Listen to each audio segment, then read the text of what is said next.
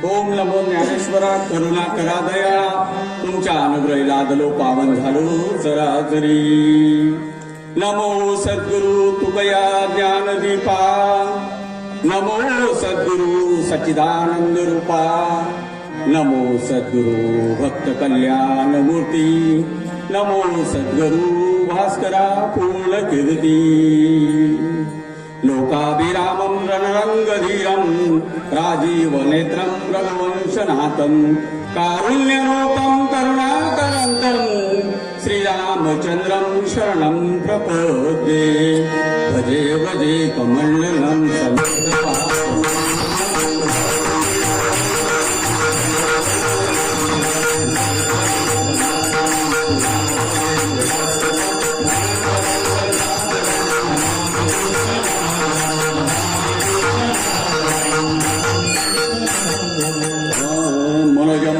तुल्य वेगम जितेन्द्रियं बुद्धिमत्ता वरिष्ठं वातात्मजमानरहितं मुख्यं श्रीरामदूतं शरणं प्रपद्ये। शरण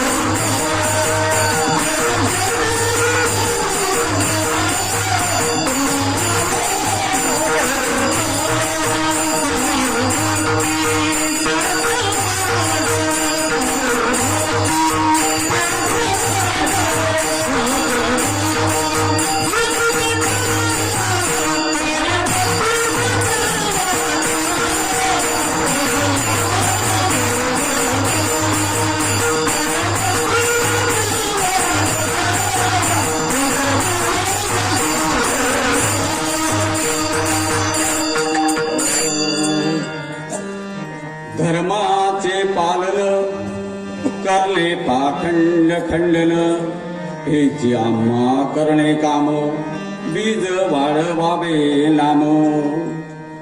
अभंगाकडे वळण्यापूर्वी अल्पसा पर्याय द्यायचा तो असा, हे आजची कीर्तन सेवा का आणि कशासाठी, किम कारणम आणि किम निमित्त आहे आपल्या सर्वांना ज्ञात आहे। परंतु तरी देखील कीर्तनकारांना ते सांगणं एक कीर्तनकाराचं आद्य आणि प्रथम कर्तव्य आहे। आपल्या या भाग्योदय नगरीमध्ये चोपडा शहरातील हे भाग्योदय नगर, ज्याच्या नावातच भाग्योदय आहे, भाग्योदय आणि तारामती, क्या बात आहे। दोन्ही नगरांची नावं फार ऐतिहासिक नाव आहेत आणि वीर शैवलिंगायत गवळी समाजाचे संत परमपूज्य बाल ब्रह्मचारी सिदाजी अप्पा यांचं स्मरण करण्यासाठी आणि तद्वतच त्यांच्यासोबत समोर दिसत असणाऱ्या भव्य दिव्य आपल्या महादेव मंदिराचा हा तृतीय वर्धापन दिनानिमित्तानं हा अखंड हरिनाम संकीर्तन सप्ताह सोहळा गेल्या 3 वर्षापासून पार पडत आहे। परंतु गेल्या वर्षी कोरोनामुळे थोडी अडचण आहे। कोरोनामुळे काही गावांचे 2 वर्ष सप्ते बंद होते, काही गावांचं 1 वर्ष बंद झालं, काही गावांचे 3-3 वर्ष बंद होते, साधारण नाही 3ऱ्या वर्ष अशी परिस्थिती निर्माण झाली। परंतु तरी देखील आपल्या इथल्या मंडळींनी, खास करून आमचे सन्मित्र आमचे राजूदादा गवडी, एक गवडी समाजाचं व्यक्तिमत्व, गवडी समाज जर म्हटला जीवो तर या समाजाचं नातं थेट श्रीकृष्णाशी आहे। यादव कुळाशी नाता आणि हा तिथून विस्थापित होत आलेला हा समाज आज देशामध्ये जिथं जाईल तिथं आपल्या कष्टाचं खाणारा समाज म्हणून याची ही ओळख आहे। परंतु तत्सोबतच जसं कृष्णाशी नातं सांगत असताना दुधाशी संबंध येतो, तसा हा व्यवसाय देखील या समाजानं निवडला आणि खूप मेहनतीनं कष्टानं या समाजानं प्रगती केली। राजूदादांना द्यावे तेवढे धन्यवाद थोडे आहेत। त्यांच्या आणि त्यांच्यासोबत असणाऱ्या सर्व टीमनं या गावातील, या आपल्या पंचक्रोशीतील म्हणजे आपल्या दोन्ही तिन्ही नगरातील सर्व मंडळी सहभाग नोंदवला आणि मोठ्या संख्येनं भक्तिमती मातांची संख्या तर प्रचंड आहे. आता शासनानं सुद्धा 50% आरक्षण दिलंय तुम्हाला. आता कदाचित जर 70% संख्या तुमची इथं असेल तर आरक्षण आपल्याला 70% मागायला काही हरकत नाही, कारण आमची संख्या कमी असते. याच्यामुळे आमचं आरक्षण ऑटोमॅटिक आता कमीच होत जाणार असं. परंतु यासाठी ज्यांनी मेहनत घेतली आणि हा सप्त्याचं सोहळ्याचं आयोजन केलं आणि त्यांच्या माध्यमातून ज्या ज्या मंडळींनी आम्हाला साथसंगत करण्याचा प्रयत्न केला, खास करून आमच्या हातेरचं माऊली भजनी मंडळाचे अध्यक्ष आदरणीय आमचे संजू नाना, ज्यांच्या माध्यमातून लिंबाजी भाऊ, गाणं कोकिळा जिभाऊंचं नावाचं तर सांगायचं कामच नाही. जिभाऊंची ओळखच देऊ नये का? जिभाऊ जिथं जातील तिथं नाव कमावतील. एकदा जिभाऊंसाठी जोरदार टाळ्या. 5 दिवसापासून तुम्ही ऐकत होता. उद्याच त्यांना खानदेशची गाण कोकिळा म्हटलं जातं. त्यांच्या आवाजामध्ये जादू आहे आणि त्यांनी एवढं तुम्हाला 5 दिवसापासून मंत्रमुग्ध करून ठेवलेला आहे. त्यांना सोबत देणारे आमचे हरिभक्त परायण आमचे भरतजी महाराज. मूर्ती लहान आहे पण कीर्ती महान आहे आमचे दीपकजी महाराज, जे गायनासाठी, मला गायनाचं अंग नाही परंतु मला सातत्याने प्रोत्साहित करत असतात, ते आमचे भैया महाराज. आमचे दुसरे गायनाचार्य आमचे आदरणीय रवींद्रजी महाराज. अतिउत्कृष्ट साऊंड सर्व्हिस आमचे शरद बापू, जय भवानी साऊंड सिस्टम. तसंच आमचे सुंदरगडीवरून आलेले युवक मित्र. खरं या युवकांचं काम आहे. या तरुण पोरांसाठी एक जोरदार टाळ्या वाजवतं का की हे पोरं उभे राहिले म्हणून या सप्त्याला रवणत येते, एक आनंद वाटतो. आता आमचे माऊली आहेत, आमचे तेजस महाराज, युवा, अवघं 24 वर्षाचं वय आहे आणि तरुणांना लाजवतील असे आमचे अण्णा. उमर चाहे 55 की क्यों ना हो मगर दिल उनका बचपन का. बिलकुल हजर असतात आमच्या सातत्याला उत्साही असणारे. तसेच आमचे अण्णा, दुसरे अण्णांच्या शेजारी आमचे अण्णा आहे. अण्णा सुद्धा तेवढेच मेहनतीनं ताकदीनं उभे राहत असतात. सोबतच बालगोपाल सुद्धा छान पद्धतीने. आमचे देवरे महाराजांचा फार मोठा अधिकार आहे. दरवर्षाला ते वारी करत असतात, इथून वारी घेऊन जात असतात. आमचे निंबाजी महाराज, आमचे गोपीचंदजी महाराजांचं भरपूर महाराज आहे हो. आज ते आमचे मोठे महाराज पण आहेत, आमचे केडी चौधरी सर. म्हणजे माझ्या कीर्तनाला 4-5 महाराज आहेत आणि त्या सगळ्या मोठ्या महाराजांमध्ये मी एक छोटा माणूस आहे असं समजा. परंतु या सगळ्यांनी साथसंगत करत, नाही तर कीर्तनकाराच्या कीर्तनाला दुसरे कीर्तनकार जात नाही माऊली. आपल्याकडे पण फार युग आहे, परंतु आपल्या लोकांना तो कोणताही तो मान अभिमान नाही, वर्णाभिमान नाही. आपण सगळे उपस्थित राहिला आणि वेलेकरी बाबांसाठी एकदा जोरदार टाळ्या. या वयात मला नाही वाटत बाबा आम्ही तुमच्या वयात उभे राहू. तसाच आमचे ज्यांचा फार मोठा अधिकार आहे, वेलेचे सगळं सप्त्याचं नियोजन आमचे राजू दादा करत असतात, ते सुद्धा इथं उपस्थित आहे. या तारामती नगर कांतीलाल गडतळची मंडळी रोज येते. आमचे जगताप सरांचं सगळं नियोजन तिथं असतं. तिकडच्या सप्त्यामध्ये पहिला सप्ताह ओपनिंगची असतीच रास दरवर्षाला. खूप छान पद्धतीला बोल बजरंग बौद्धिस्ट संस्था, भाग्यदैवत तारामती नगर, तसंच समस्त वीरशैव लिंगायत गवडी समाज यांच्या संयुक्त विद्यमाने, तसंच या पंचक्रोशीतील आलेल्या सर्व भजनी मंडळाच्या माध्यमातून राजेंद्रजी महाराज हातेड, तसंच हरिभक्त परायण प्रसाद महाराज, बाळाजी काका, संजयजी महाराज हातेडकर, सर्व गुणीजन भजनी मंडळ, सगळ्यांची नावं मला जरी ज्ञात नसतील आणि ज्यांच्याकडून आजची सेवा, महत्वाचा विषय घेतला तुम्ही, श्री राजेंद्र रघुनाथ जी सोनार यांच्याकडून आजची कीर्तन सेवा आहे. बघा आम्ही ज्या वेळेला जेवायला गेलो, महाराज काय अप्रतिम बेत होता, एकदम जबरदस्त. वरण भात वगैरे सगळं, ते गुलाबजाम वगैरे, म्हणजे अगदी मी सांगायला लागलो तर तुमच्या तोंडाला पाणी येईल. इतका सुग्रास असा अन्नाचा मेनू त्यांनी इतक्या ताईंनी सगळ्या श्रमानं तयार केला. त्यांच्यासाठी सुद्धा आम्ही धन्यवाद देतो की त्यांच्या माध्यमातून हे सगळे जे दानशूर दात्यांनी ही कीर्तनाची सेवा घेतली, त्याच्यामुळे हे कीर्तनाचा कार्यक्रम हा सहभागी होत असतो आणि म्हणून हे सप्ताह सोहळा होत असतो.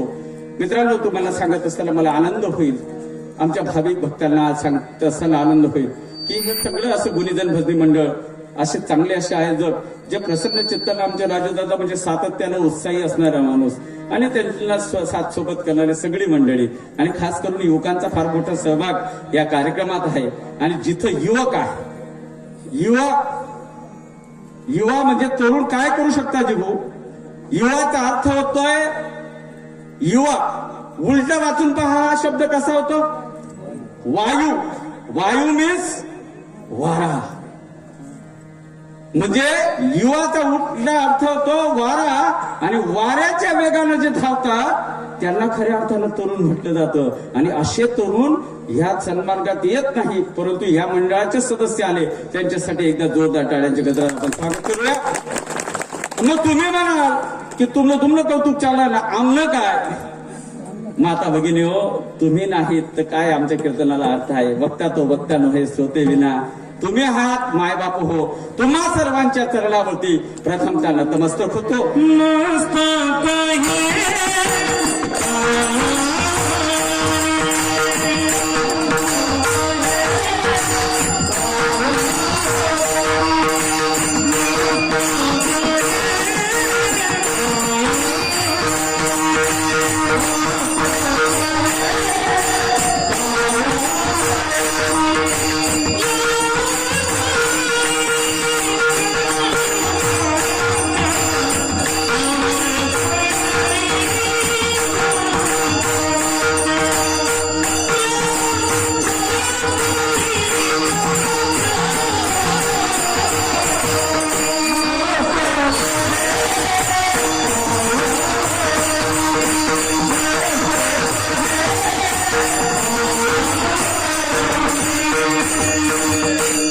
मस्तक हे पायावरी या वारेकरी संतांच्या आमचे प्रवीण महाराज वेल्याहून आलेले आहेत आणि खास करून आम्हाला साधोतीत मार्गदर्शन करत असतात, प्रोत्साहित करत असतात.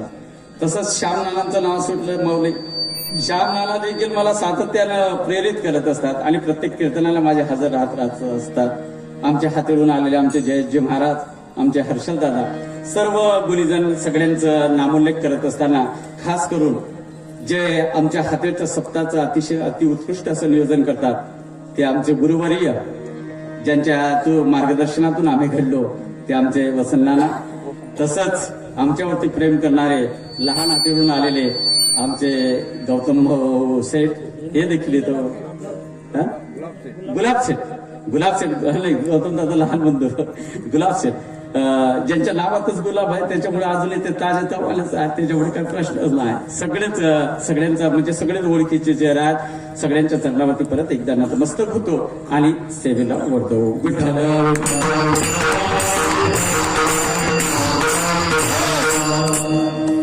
अभंग जगद्गुरु तुकाराम महाराजांचा तुकोबर आहे. काय म्हणतात? धर्माचे पालन करणे पाखंड खंडन. काय म्हणताय तुकोबरा? मग आम्ही धर्माचं पालन करत नाही का? करतो ना, आम्ही धर्माचं पालनच करतोय ना माई माऊली हो. काय करतोय आम्ही धर्माचं पालन करतोय ना. मग तुकोबरांना असं का वाटलं हो? धर्माचे पालन करणे पाखंड खंडन, म्हणजे तुकोबरांना असं वाटलं असेल की या धर्मात काहीतरी पाखंड घुसलेला, मग त्या पाखंडाचं खंडन करावं लागेल. यासाठी काय करावं लागेल? हेची आम्हा करणे काम. काय काम करावं लागेल? कथा कीर्तनाचं आयोजन करावं लागेल. हे म्हणजे काय? कथा कीर्तन सप्ते सोडे म्हणजे काय? जसं आम्ही एखादी मोटरसायकल गाडी वगैरे घेतली तर तिची सर्व्हिसिंग करतो, बरोबर. एखाद्या वॉशिंग सेंटरला गाडी घेऊन जातो म्हणजे त्याचं धुलाईचं सेंटर जसं असतं, जसं आम्ही कोणत्याही वस्तूचं ज्या वेळेला काही असेल, घराचं असेल तर घराची सुद्धा आम्ही साफसफाई करतो. घराचं सारवण असेल, घराचं फरशी पुसणं असेल, घरात एक 4 महिन्यातून 2 महिन्यातून आम्ही स्वच्छता करत असतो का नाही माय मावडी हो. भाद्रपद महिना होऊ नका तुम्ही डबडा टिपला बटा घसडी घुसडी व्यवस्थित ठेवतच का नाही. जसं हे साफसफाई करण्याचं जसं आमचं ठरलेलं आहे ना, तसं हे कीर्तन सोहळे म्हणजे काय? आमच्या ब्रेनचं वॉशिंग सेंटर आहे. आणि म्हणून हेची आम्हा करणे काम, याची धुलाई करावी लागेल ना. याला गंध चढून जातोय, याच्या पाखंडाच्या आहारी जातोय. म्हणून हेची आम्हा करणे काम, बीज वाढवावे नाम. मग कसं बीज वाढवावं लागेल? अधर्माला काढून जे धर्माच्या न्यायनीतीच्या गोष्टी असतील त्यांचं आम्हाला बीज वाढवावं लागेल. मग त्यासाठी काय करावं लागेल? प्रसंगी तीक्ष्ण उत्तर द्यावी लागतील. मग ते कोणाचाही विचार करावा लागणार नाही. आमच्या धर्माच्या पवित्र कार्यामध्ये जर कोणी अडचण आणत असेल, कोणी बाधा निर्माण करत असेल, कोणी स्पीड ब्रेकर होण्याचं काम करत असेल तर त्याला तो आम्ही तीक्ष्ण उत्तर दिली पाहिजे. मग कशी? ती बाणाच्या टोकासारखी असावी. म्हणजे टोकदार उत्तर दिलं म्हणजे ते लोक आमच्या धर्माच्या पवित्र कार्यातून अडथळा निर्माण करणं बंद करतील. मग म्हणून काय करावं लागेल? नाही भीडभाड. मग कुणाची भेदभाव ठेवायची ना, अजिबात नाही. कशाला? असू दे ना बाबा, कोणी राजा असो या रंग, जो माझ्या धर्माच्या पवित्र कार्यात काही अडचण निर्माण करेल त्याची आम्ही भेदभाव ठेवणार नाही. मग नाही भेदभाड. तुका म्हणे सान थोर हेच आम्हा करणे काम बीज वाढ वावे नाम. हा झाला अभंगाचा धावता भावार्थ. आपल्या भाषेत, नवीन तरुण पोरांच्या भाषेत ह्या झाल्या ठळक बातम्या. आता बातम्या विस्ताराने पाहूया. विठ्ठल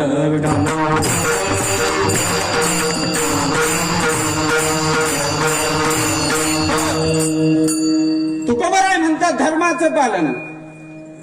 मग तुकोबाराय, तुम्ही धर्माचं पालन करत असताना, आम्हाला पालन शिकवत असताना असं कुठे लिहिलं? हिंदू धर्माचे पालन नाही, असं नाही लिहिलं. कारण प्रचलित धर्म आमच्या पोरांना विचारलं तर हिंदू धर्म, ख्रिश्चन धर्म, मुस्लिम धर्म, अनेक धर्म आमच्या डोळ्यासमोर येतो. धर्मात अनेक धर्म. तसं नाही लिहिलं तुकोबाराय. तुम्ही थोडं विस्तारानं सांगा ना तुकोबाराय, आम्हाला कोणत्या धर्माचं पालन करायचं? आम्ही तर आमच्या धर्माचं पालन करतोय. तुकोबाराय म्हणतात तुम्ही जो प्रचलित धर्माचं पालन करताय ना त्याच्यात काही पाखंड घुसलेला आहे. त्या पाखंडाला दूर करावं लागेल. मग त्यासाठी काय करावं लागेल तुम्हाला?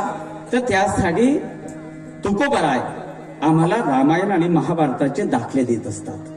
कारण आमच्या मेंदूला गंध चढतो, आम्ही पाखंडाच्या आहारी जातो, आम्ही चुकीच्या गोष्टींचा अवलंब करायला लागतो. म्हणून आम्हाला जे संतांनी सांगितलं त्या संतांच्या शिकवणीवरती, त्या व्यवस्थेच्या, त्या मार्गाक्रमावरती, मार्गानं आम्हाला जायचं. मग धर्म कोणता आहे आम्हाला सांगत असताना तुकोबाराय तुम्ही धर्म सांगताय, हो मग धर्म कोणता? तर चला आपण थोडं 5000 वर्ष मागे जाऊया. रामायणाच्या काळात प्रभू रामचंद्राने कोणता धर्म निभावला? प्रभू रामचंद्राच्या वडिलांचं नाव बोलत चला. काय नाव? दशरथ राजा. दशरथ राजाने कुणाला शब्द दिला होता, वचन दिलं होतं? कैकेयी मातेला. काय वचन दिलं होतं? काय? 2 वर मागितले. आणि मग ते 2 वर तू जेव्हा मागशील त्यावेळेला मी ते पूर्ण करेन. वचन कोणी दिलंय? दशरथ राजानं. कुणाला दिलंय? आपल्या पत्नीला दिलंय. काय वचन दिलंय? तू ज्या वेळेला ते 2 वर मागशील त्यावेळेला जी तुझी डिमांड असेल, जी मागणी असेल ती मी पूर्ण करा. याच नाही. कैकेयीनं अगदी ताजपोशी रामाची होणार, राज तिलक होणार, कुंकुम तिलक होणार, त्या क्षणाला कैकेयीनं ते वर मागितले. आणि कैकेयीनं दशरथ राजाला खिंडीत पकडलं आणि सांगितलं, स्वामी तुम्ही मला 2 वर दिले होते. पहिल्या वराप्रमाणे माझा मुलगा भरत हा राजा होईल आणि दुसऱ्या वराप्रमाणे प्रभू रामचंद्राला 14 वर्ष वनवास. आता प्रश्न आहे, आताचे पोरं जर असतील आणि त्यांना जर बापानं आदेश केला तर ते पोरं काय म्हणतील? काय म्हणतील पोरं? ते पोरं सांगतील, पप्पा तुम्ही दिला असेल शब्द, वचन तुम्ही दिलं होतं, हो आमचा काय संबंध आला? मला वारसा हक्कानं मिळाला पाहिजे. वारसा हक्काने रामाला राजा होण्याचा अधिकार होता, परंतु रामाला आदेश केला आपल्या बापानं आणि सांगितलं, मी कैकेयीला तुझ्या मातेला, सावत्र मातेला शब्द दिलाय, रामा तुझा उद्याच्याला राज्याभिषेक होणार नाही, तुला 14 वर्ष वनवासात जावं लागेल. कैकेयी मातेला असं सुद्धा सांगू शकत होते की नाही, तुझ्या भरताला मी राजा करतो, पण माझ्या रामाला वनवासात पाठवू नको. परंतु नाही, कारण ती प्रभू रामचंद्रांची ती त्या कुळाची रीत होती. काय होती रीत?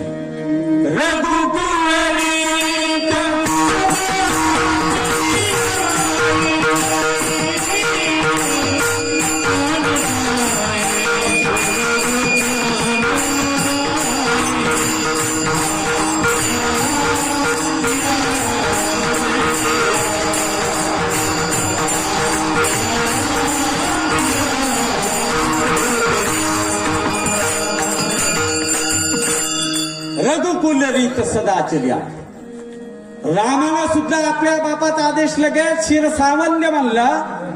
राजवस्त्र सगळी त्यागली आणि रामानं ती व्रत म्हणजे जी कैवल्य होती, जी वनात जाण्यासाठीची जी वस्त्र होती ती वस्त्र परिधान केली आणि रामजी वनवासाला निघायची तयारी करू लागले. आता वनवास कुणाला होता माता भगिनी? फक्त एकट्या रामाला होता. असं त्या आदेशात पत्रात असं म्हटलं होतं का की तुझ्या सोबत तुझ्या पत्नीला सुद्धा वनवास? असं नाही म्हटलेलं त्याच्यात. त्या आदेशाची प्रत व्यवस्थित जर आम्ही वाचली तर लक्षात येतं की फक्त रामाला वनवास आहे, परंतु रामाच्या पत्नीला थोडी वनवास आहे, सीता मैयाला थोडी वनवास आहे. परंतु नाही, पती धर्म काय असतो? आता धर्मात गुरु भक्ती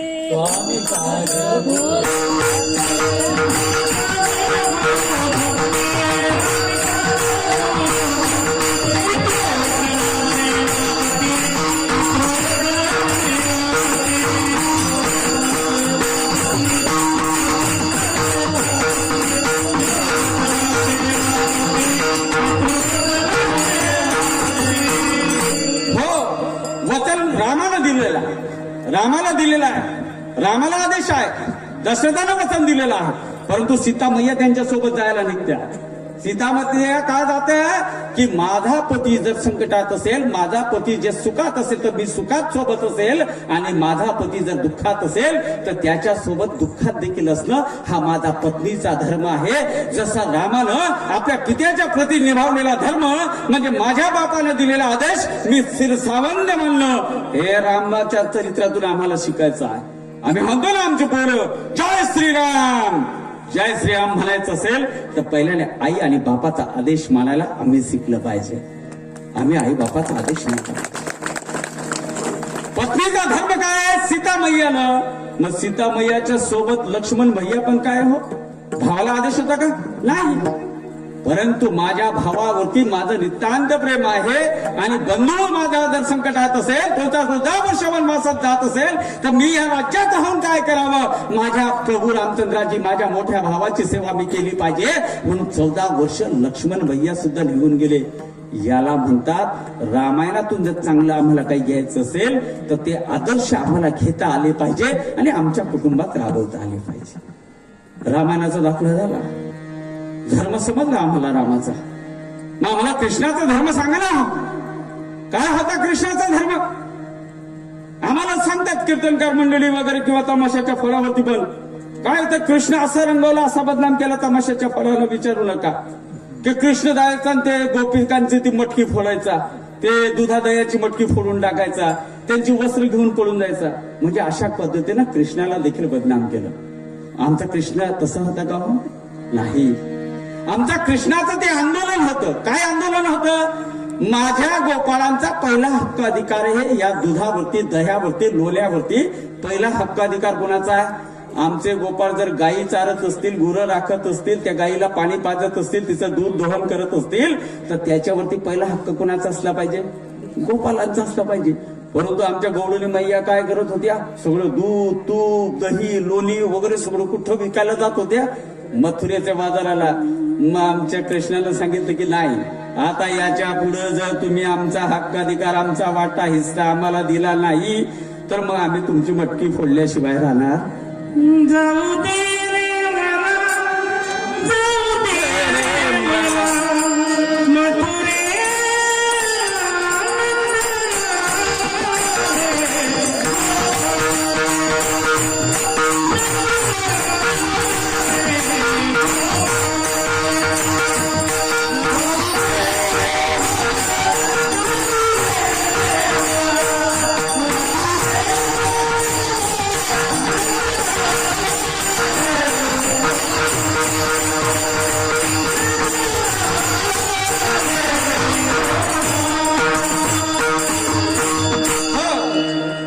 कृष्णाने हक्काधिकार मिळवून दिले. कृष्णाने काय भूमिका घेतली होती कौरव आणि पांडवांच्या युद्धामध्ये? कौरव कुणाच्या बाजूने होते आणि पांडव कुणाच्या बाजूने होते?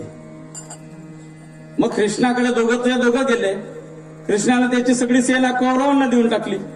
पहिला त्याला मागितलं दुर्योधनाला म्हणून देऊन टाकली. परंतु कृष्ण कोणाच्या बाजूने उभे राहिले? पांडवांच्या बाजूने. मग पांडवांचा आणि कौरवांचा धर्म तर एकच होता ना जीबो. सख्खे चुलत भाऊ होते ना, काही परके होते का होते? परंतु कौरव हे अधर्माच्या बाजूने होते, अन्यायाच्या बाजूने होते. म्हणून कृष्णानं धर्माची बाजू घेतली आणि धर्मराज युधिष्ठिराच्या आणि त्या 5 पांडवांच्या पाठीमागे श्रीकृष्ण भगवंत उभे राहिले. तुम्हाला काय मेसेज द्यायचा आहे भगवंताला?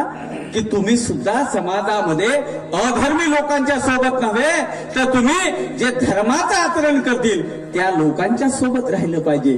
म्हणून इतिहासामध्ये सगळ्यांचा उल्लेख येतो. पांडवांचं गौरवानं नाव घेतलं जातं, परंतु त्या 100 कौरवांचा कधी हॅपी बर्थडे दुर्योधनाचा दृष्ट्यासनाचा कधी ऐकलं का? काय तुका मने हरीची विंडू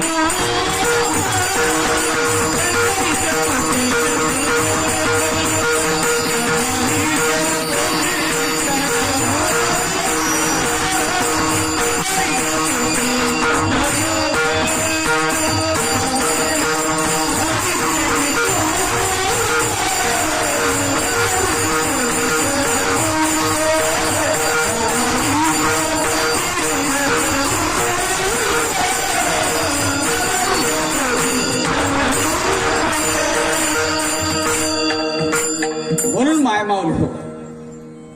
लेकरं जास्त नसतील तरी चालतील, पण ते शब्द मूर्ख नसावे.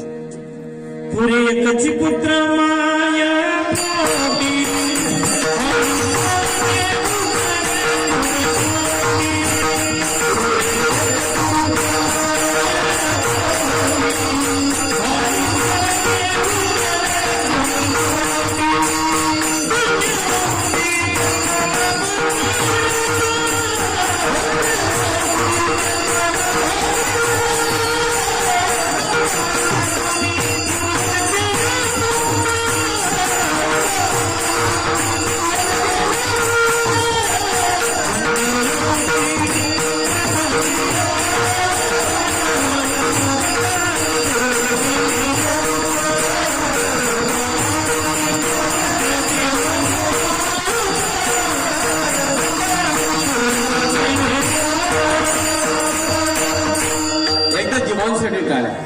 असं चपकल प्रमाण असं घुसलं पाहिजे ना, बस बिलकुल बंदुकीच्या गोडी सारखंच नुसतं.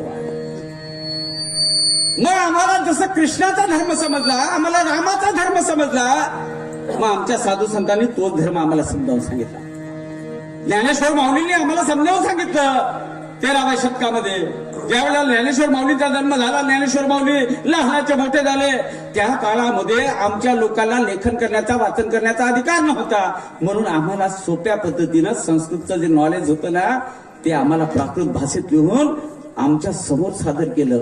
आम्हाला अज्ञानातून बाहेर काढलं आणि आम्हाला धर्म समजावून सांगितला ज्ञानेश्वर माऊलींनी. बघा ओबे काय एक वडील जे जे करती तया नाम काय, जे आई वडील आमचे करत आले त्याला काय आम्ही म्हणतो? धर्म. मग त्याच्यात ते पाखंड घुसलेलं असेल तर ते दूर करावं लागेल की नाही?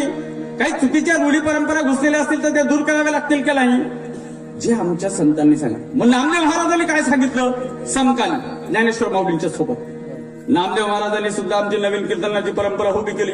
त्या काळात कीर्तन होत नव्हती का? होत होती ना, परंतु त्या काळात एकच जण कीर्तन सांगायचं, बाकीचे प्रमाण बिमान असं काही नव्हतं प्रमाण.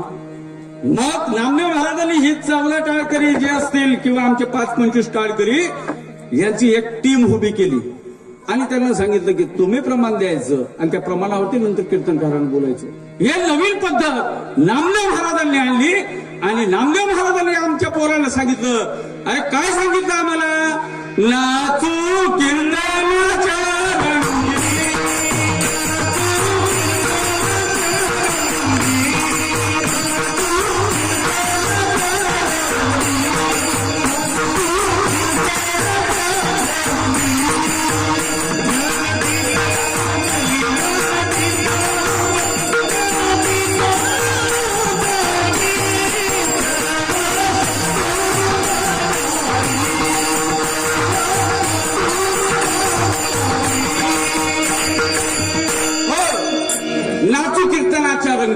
ज्ञानदीप लावतो की काय सांगितलं?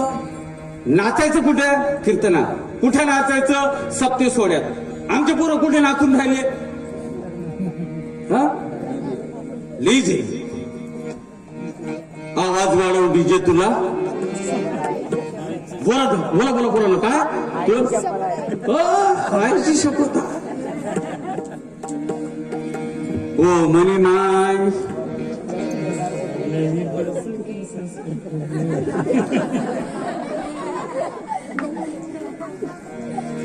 नाही तर मग चक्र नकरा चक्र नकरा चक्र नकरा चक्र नकरा चक्र नकरा.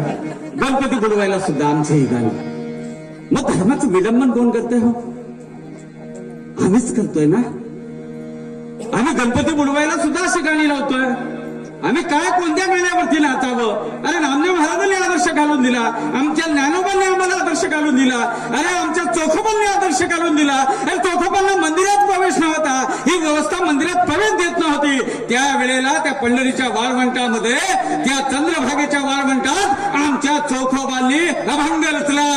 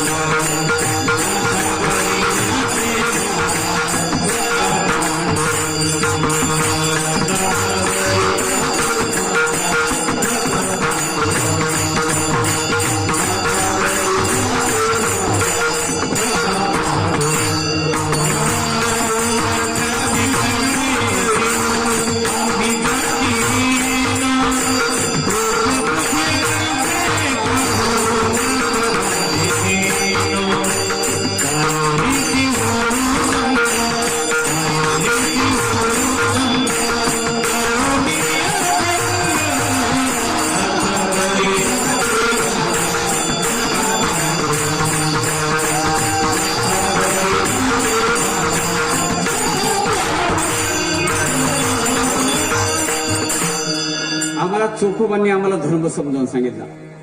अरे चोखोबांना मंदिरात प्रवेश नाही, तर चोखोबांनी मंदिराच्या बाहेरच उभं राहिले आणि मंदिराच्या बाहेरच अभंगांची रचना केली. पाहू कसे रूप डोळ्या आम्ही जातीहीन, अरे हुब्या पायरेसी होतो देवा दंग, ऐकून या अभंग. फक्त तुझा अभंग ऐकला ना तरी तुझं रूप आम्ही डोळ्यात साठवण्याचा प्रयत्न करतो. व्यवस्थेच्या विरोधात झाला ना. आमच्या संत सावता महाराजांनी सुद्धा सांगितलं आम्हाला. काय सांगितलं? कांदा मुळा भाजी, कांदा मुंडा भाजी, कांदा मुंडा भाजी.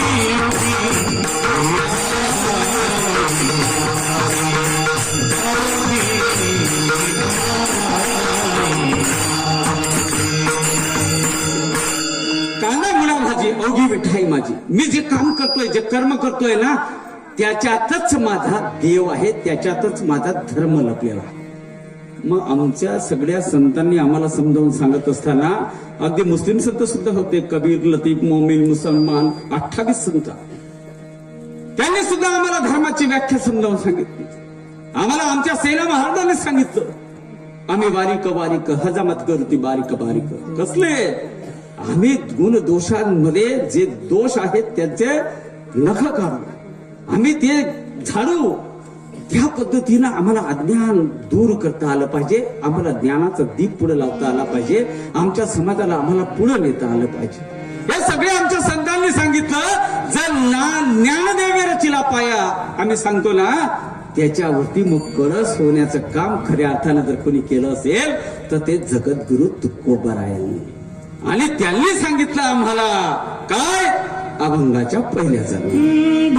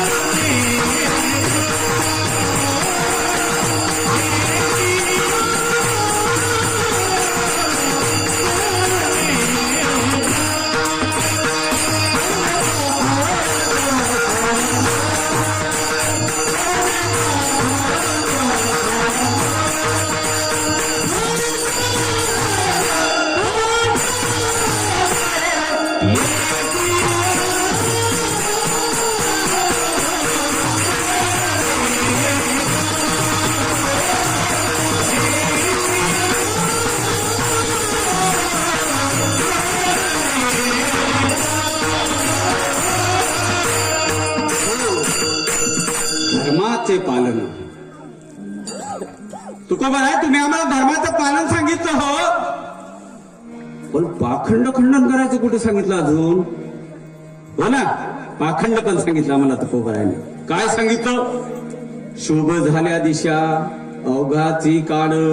प्रत्येक दिशा शुभ आहे, प्रत्येक वेळ शुभ आहे, तुकोबरायांनी सांगितलं. पण आम्ही काय करतोय? आम्ही शुभाच्या मागे लागलो. आम्ही टीव्ही सकाळी ऑन केला की आमचे राशी भविष्य येतं. काय असतं?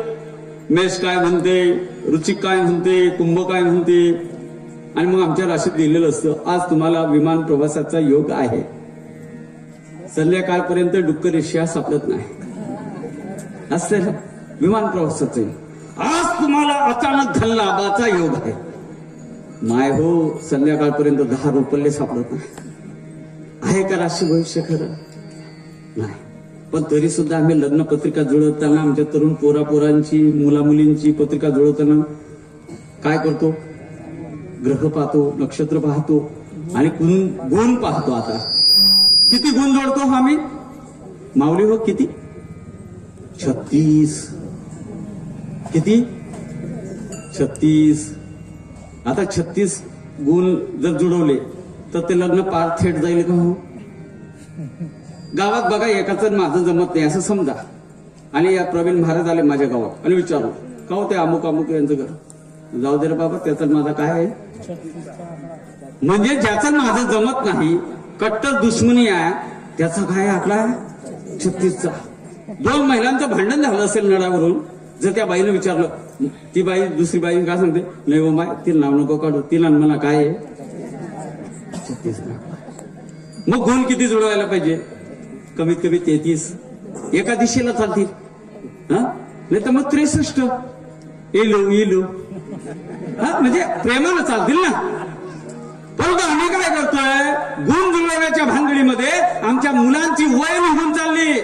आम्ही पोराला डॉक्टर करतो, इंजिनियर करतो, आम्ही पोराला चांगलं शिक्षण देतो, पोराला उद्योग व्यवसायाला लावतो, त्याला पायावरती उभं करतो, आणि भक्कमपणे पूर्णपणे पायावरती उभं राहिलेल्या पोरानं जर चांगल्या मुलीची निवड केली आणि चांगलं स्थळ चालून आलं, तर आम्ही गुणपत्रिकेच्या नादी लागून ते स्थळ नाकारतो. नाही तर मग काय असते आमच्या पोरीच्या लग्नाच्या पत्रिकेत? मंगळ येऊन बसतो. जगताप सर, मंगळ कुठं आहे? मंगळ आता 2-2 सर बसलेले आहेत आमचे. मंगळाचं अंतर आणि पृथ्वीचं अंतर किती सर? लाखो प्रकाश वर्ष, किलोमीटर नाही, प्रकाश वर्ष लांब. तरी तो मंगळ अमेरिकेत जात नाही, रशियात जात नाही. आता रशियाचं कोणाचं युद्ध चालू आहे? युक्रेन. Very good. पोरासाठी टाळ्या. तिकडे जात नाही, तो चायनामध्ये जात नाही, तो मंगळ नालायक जवळच्या जवळ पाकिस्तानमध्ये जात नाही, बांगलादेशात जात नाही, श्रीलंकेत जात नाही. तो मंगळ फक्त भारतातच येतो, जगात कुठेच जात नाही. त्याला कुणीच थारा वारा नाही. मग तो येतो. भारतात आल्यानंतर तो मुंबई, दिल्ली, कलकत्ता अशा मेट्रोपॉलिटन सिटीमध्ये उतरतो. तिथून उतरल्यानंतर बाय ट्रेन जळगाव पर्यंत येतो. जळगाववरून बाय बस, आता एसटी संप चालू आहे, प्रायव्हेट वाहनाने चोपड्यापर्यंत येतो. मग रिक्षा करतो आणि भाग्योदय नगरमध्ये येतो आणि राजू गवळींच्या घराचा पत्ता विचारतो आणि राजू गवळींच्या मुलाच्या पत्रिकेत जाऊन बसतो. अरे इतका कसा रे तो मंगळनं आलाय का ना? म्हणजे प्रश्न आम्हाला काय जुळवता आला पाहिजे. आता 21व्या शतकात अरे पत्रिका जुळवायची तर त्यांचं ब्लड ग्रुप चेक करा, त्यांचं शिक्षण चेक करा, तो पोरग निर्व्यसनी आहे का हे चेक करा. त्याची पत्रिका जर पाहायची असेल ना तर तो कोणत्या हुद्द्यावरती, कोणत्या जॉबवरती आहे, त्याच्यावरती कोणते संस्कार आहे, तो कथा कीर्तनाला येऊन बसतो का, त्याच्या गळ्यात पवित्र तुळशीची माळ आहे का, तो देवाधर्माचं आचरण करतो का, तो मुलीला सुखात ठेवेल का, ही पत्रिका जुळवा. तुमची मुलगी आयुष्यभर सुखात राहील. पण आम्ही चुकीच्या गोष्टींच्या हारी गेलो. म्हणून माता माऊली हो, आम्हाला हे पाखंड दूर करावं लागेल. ते पाखंड गाडगे बाबांना दूर केलं. गाडगे बाबा प्रॅक्टिकली होते. असेच एका गावाला गाडगे बाबा गेले, सगळं गाव साफ केलं. गाडगे बाबाचा कार्यक्रम असतो होता, गावागावात जाणे, गाव स्वच्छ करणे, गाव स्वच्छ केलं की संध्याकाळला असं मस्तपैकी चौक असेल. राजू गवळी सारख्या लोकांना भेटले, त्यांना सांगितलं की बुवा आम्हाला संध्याकाळी कीर्तन करायचं. त्यांनी सांगितलं भाग्यदारी नगर मधली सगळी युवा पोरं तयार झाली. त्यांनी सांगितलं बाबा संध्याकाळी कीर्तन बिलकुल हजर. सगळे पोरं कीर्तनाला येऊन बसणार, बिलकुल चिंता करायची नाही. परंतु तोपर्यंत ते आमच्या वराड रस्त्याच्या पुढे ते आपल्या नागलवाडी फाट्याच्या पुढे ते मोठं ते याचं झाड आहे ना वडाचं, त्या वडाच्या झाडाखाली एक मोठा साधू येऊन बसला आणि गावात निरोप आला की हा साधू फार जुना आहे. इतका जुना आहे, 1000 वर्ष म्हणे त्याने हिमालयातच तपश्चर्या केली. 1000 वर्ष. गाडगे बाबाला प्रश्न पडला, 1000 वर्ष? अरे कलियुगामध्ये माणसाला 100 वर्षाचं आयुष्य आहे, मग 1000 वर्ष तपश्चर्या केली. मग म्हणे अजून किती जुना? म्हणे गाडगे बाबा तुमच्या कीर्तनाला काही लोकांनी लोक येणार नाही म्हणे आज. म्हणे का? म्हणे गाडगे बाबा सगळे लोक तिकडे जाऊन राहिले, तारामती नगर मधल्या सगळ्या माता जाऊन राहिल्या, सगळ्या आमच्या भाग्यदारी नगर मधल्या माता जाऊन राहिल्या. आणि काय घेऊन राहिल्या? कोणी तांदूळ, कोणी शेंगदाणे, कोणी गहू, कोणी ज्वारी, कोणी खारीक, कोणी खोबरं, कोणी गावरानी तूप, हा सगळं त्या बाबाला घेऊन जाऊन राहिले. कोणी काजू, कोणी बदाम, एकदम सगळं. आणि सगळे त्या बाबाला पायावरती अर्पण करायला लागले. गाडगे बाबांना सांगितलं मला बी घेऊन चला रे, त्या साधूला भेटायचंय म्हणे मला. मग गाडगे बाबाकडे काय होतं? एक खराटा, एक गाळग आणि एक झोडी. गाडगे बाबा पण गेले. असे जे तरुण पोरं होते ते तरुण पोरं घेऊन गेले. चेतन दादा सारखा पोरग म्हणे चला महाराज तुम्हाला दाखवतो. गाडगे बाबा लमन गेले. सगळ्या माता भगिनी त्या बाबाचे असे जटा एवढ्या जमिनीला घासत होत्या, एवढे मोठे नख वाढलेले होते. बाबा क्विंटलच्या पुढचा, 1-1.5 क्विंटलचा बाबा असा खाली पडलेला पोहडलेला होता. आमच्या माता भगिनी सगळे त्याच्या पायावरती, कोण गहू, कोणी तांदूळ, कोणी नगद पैसे, कोणी राशीच्या राशी लागून गेल्या. हो, गव्हाची रास, तुपाची रास, एकदम असं सगळी साखरेची, गुळाचे, भेलेचे भेल, सगळं बाबाच्या चरणावरती अर्पण. आणि बाबा सगळ्यांना असा आशीर्वाद देत होता. गाडगे बाबांना पाहिलं.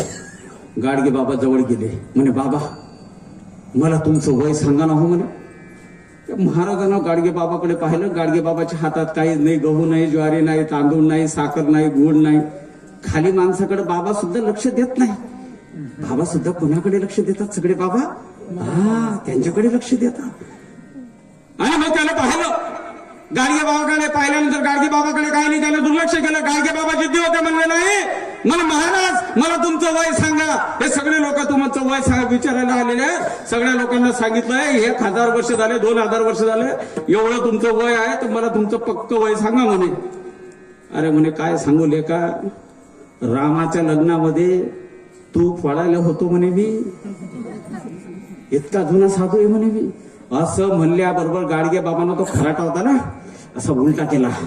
सगळ्या काळ्या अशा ठोकून घेतल्या आणि मग उलटा केला आणि मग दे दनादन, दे दनादन, दे दनादन, दे दनादन. कोणाला? बाबाला. राजभाऊन त्यांना टेन्शन आलं. म्हणे सगळे एवढं जुन्या साधूला एवढं बाबा झोडून राहिला. उचललं त्याला. गाडगे बाबाला बाजूला गेलं. म्हणे काय बाबा काय तुम्ही त्या महाराजाला मारून राहिले? गाडगे बाबा म्हणे राजभाऊ तुम्हाला माहिती नाही, अरे रामाच्या लग्नात जेवण करायला मी पण होतो, त्या पंक्तीला मी पण बसलेलो होतो. हा तूप फोडायला आला, याला पुढच्या लाईनीले तूप वाढलो, याला माझ्या बाजूच्या लोकांना तूप फाडलो, इकडच्या बी लोकांना तूप फाडलं.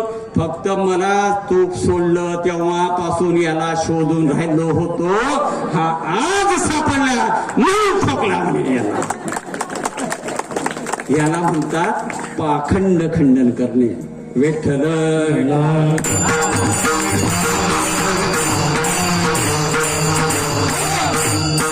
आम्हाला हे पाखंड खंडन करता आलं पाहिजे आणि आम्हाला धर्माचं काम पुढे नेता आलं पाहिजे.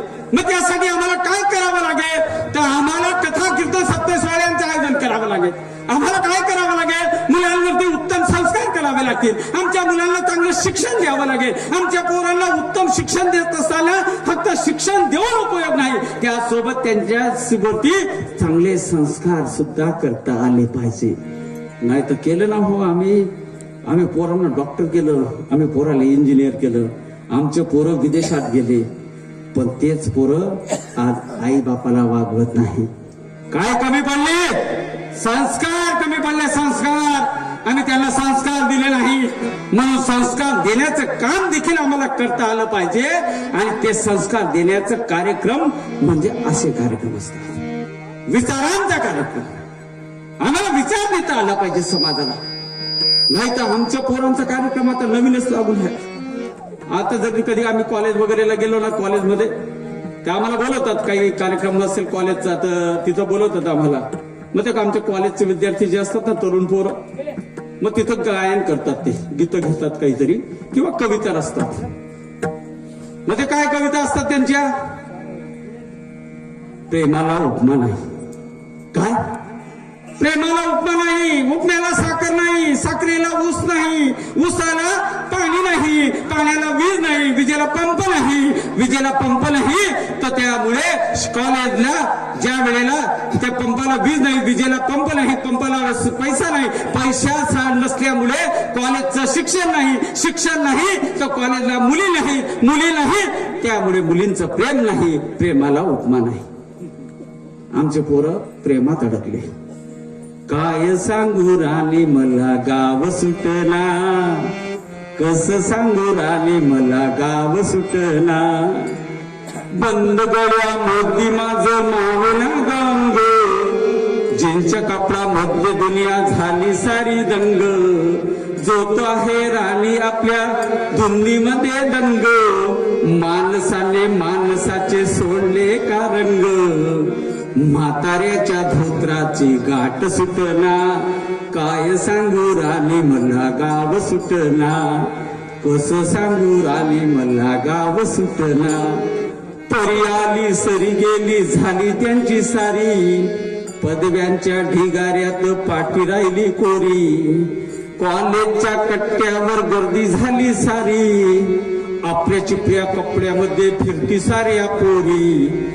पण म्हातारीच्या डोईवरचा पदर हटना, काय सांगू राणी मला गाव सुटना. आधी आमच्या म्हाताऱ्या मायमाऊलीच्या डोक्यावरचा पदर हटलाय का? नाही. आधी आमच्या म्हाताऱ्याच्या धोत्राची गाठ सुटली का? नाही. पण आमच्या पोरांनी गाव सोडता आलं पाहिजे. गाव सोडल्याशिवाय तुमची प्रगती होणार नाही. मग त्यासाठी तुम्हाला गाव सोडावं लागेल. उद्योग व्यवसायासाठी कदाचित बाहेर पडावं लागलं तर चालेल, परंतु तुम्ही जिथं जा, ज्या क्षेत्रात जा, त्या क्षेत्रामध्ये तुम्हाला प्रावीण्य दाखवता आलं पाहिजे. हे काम तुम्हाला करायचं, हेच आम्हा करणे काम. आणि त्याचं बीज वाढवायचं जर असेल तर कसं वाढवावं लागेल? आतापर्यंत काय झालं, महाराजांनी एक बी दृष्टांत सांगितलं नाही, मध्ये ब्रेकच नाही ना. त्याच्यामुळे काय झालं, आमच्या सगळ्या माता भगिनींना जाहिरात पाहण्याची सवय आहे ना टीव्हीवरती. कशी असते जाहिरात जीव?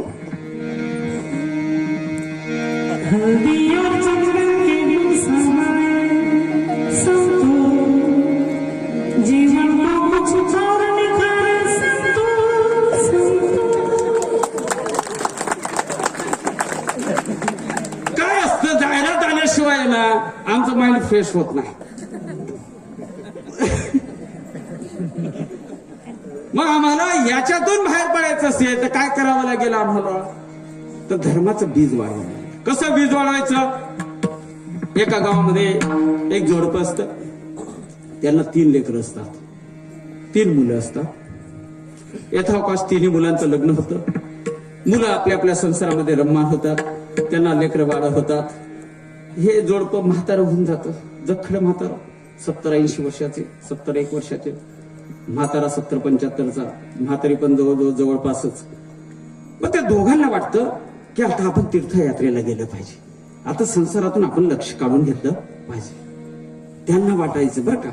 आताच्या म्हाताऱ्यांना नाही वाटत, आणि म्हातारींना तर अजिबात नाही, कारण ते हस्तक्षेप केल्याशिवाय राहत नाही. सुनेनं काय केलं काय नाही ते सुनेनं विचारलंच पाहिजे. मसाला किती घ्यावा आणि काय नाही. म्हातारीचं सजेशन एवढंच असतं, अर्धी चमची त्याच्यातून काढून घेते नाही तर टाकून देते, बस एवढंच. 1 मिरची काढून घ्यायची नाही तर 1 वाढवून द्यायची, बस एवढंच. पण काय, मला माझा मान मिळाला पाहिजे याच्यामुळे. मग त्या म्हातारीला वाटलं की आता आपण संसारातून विरक्त झालं पाहिजे, आणि म्हणून दोन्ही म्हातारीने विचार केला आणि त्या दोन्ही लेकरांना सांगितलं, 3 लेकरांना सांगितलं. म्हणले बाबा रे, उद्याच्याला तुम्ही तुमच्या बायकांना घेऊन आमच्या समोर बसायचं. सकाळी आपण बैठकीच्या खोलीत बसूया उद्यापासून आम्हाला तीर्थयात्रेला जायचं आहे. त्या काळातली तीर्थयात्रा कशी, कोणत्या काळातली? त्या काळातली, जुन्या काळातली. पायी पायी जावं लागायचं. त्यावेळेला दळणवळणाची साधनं नव्हती, रस्ते नव्हते. आणि मग त्या तीर्थयात्रेला जात असताना 4 धाम यात्रेला जायचं असेल तर साधारणतः 3-4 वर्षाचा कालखंड. आम्ही काही लवकर परत येणार नाही. उद्या सकाळी अर्ली मॉर्निंग आपली मीटिंग आहे. सकाळी तुम्ही तुमच्या बायकांना घेऊन बसायचा, सकाळी आम्हाला तुम्हाला काहीतरी सांगायचा आणि त्याच्यानंतर आम्ही तीर्थयात्रेला जाणार. तिघे मुलांनी आणि तिघे सुनांनी विचार सुरू केला रात्री. काय विचार आला असेल बरं तिन्ही सुनांच्या मनात? म्हातारी उद्या जात आहे, तीर्थयात्रेला जात आहे, कदाचित परत येणार नाहीत. कारण त्या काळातले लोक कदाचित परतच यायचे नाही. त्याच्यामुळे ते परत आल्यानंतर त्यांचा पाया पडायला लोक जायचे, नमस्कार करायला, किंवा सगळे सोयरे त्यांना कपडे घेऊन यायचे. मग ते म्हातारीला सांगितल्यामुळे रात्री तिघ सुनाला झोप लागली नाही. काय सकाळी म्हातारी काय देऊन जाणार, म्हातारा काय देऊन जाणार, पैसा देऊन जाणार का, सोनं देऊन जाणार का, काही गिन्या देऊन जाणार का, चांदीचे काही दागिने देऊन जाणार का, सोन्याचे दागिने, असे रात्रभर तिघ सुना विचार करताय. तिन्ही मुलं झोपलेतून विचार करताय. आता या सगळ्यांची वाटणी करून जाणार आहे बाबा. आणि म्हणून सगळेच्या सगळे रात्री भर झोपले नाही, सकाळी उठले. आणि जशी सकाळ झाली, सगळ्यांच्या आंघोळी आटोपल्या, तिन्ही सुना आणि तिन्ही मुलं येऊन बसले. म्हातारीनं बोलवलं. तिन्ही मुलांच्या समोर बसल्यानंतर तिन्ही सुनांना पुढे घेतलं. तिन्ही सुनांना सांगितलं, म्हणले काय? म्हाताऱ्यानं त्याच्या हातामध्ये, खिशामध्ये, जे कोपरीच्या खिशात असे दाणे होते ज्वारीचे, 4 दाणे मोठ्या सुनेच्या हातात दिले. म्हणे मी येतो तीर्थयात्रेहून, सांभाळून ठेव. दुसऱ्या सुनेला सुद्धा 4च दाणे दिले. म्हणे हे पण तू सांभाळून ठेव. तिसऱ्या सुनेला वाटलं मला काही वेगळं देतील, तिला हात पुढं केला, तिला पण 4च ज्वारीचे दाणे दिले. आणि तिला पण सांगितलं हे दाणे सांभाळून ठेवायचे. मी तीर्थयात्रेवरून आम्ही आलो की हे दाणे आम्हाला तुम्ही परत करायचे, यांचा सांभाळ करायचं, यांचं जतन करायचं, यांचं संवर्धन करायचं. सांगून गेले दोघं म्हातारी आणि तीर्थयात्रेला निघून गेले. मोठ्या सुनेनं पाहिलं, माय म्हणे रातभर जागे राहील ना, दलाली काय दिनात म्हणे 4 ज्वारी दाना, आता फेक दिला. दल्ला यानंतर परत दिदेस म्हणे ज्वारी पोता म्हणे हात घालीस काहीच नाही लोकांचा.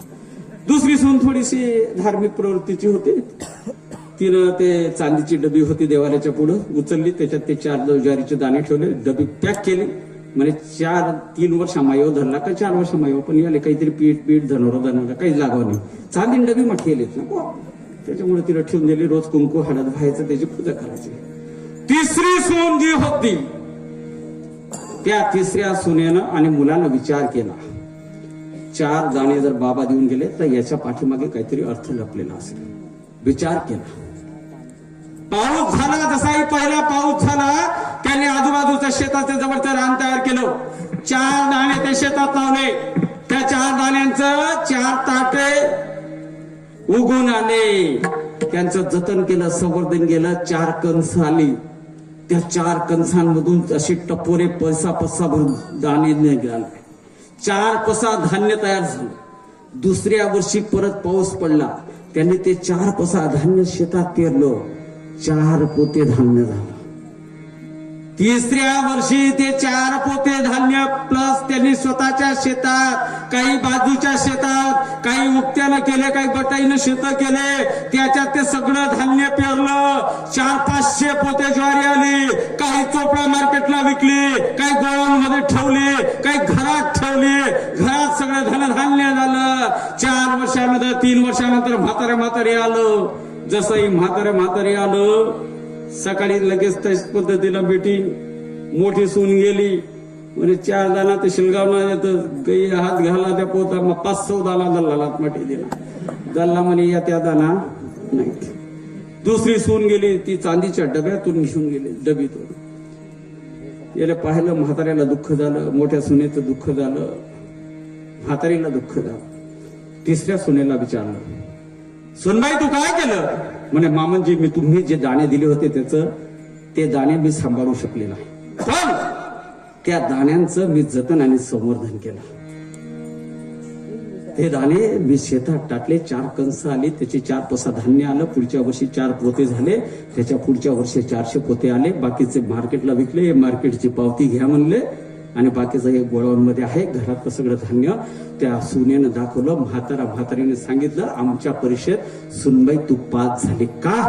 ती सुनबाई अशा कथा कीर्तनाला येऊन बसत होती म्हणून तुकोबा आहे अभंगाच्या दुसऱ्या चरणासाठी.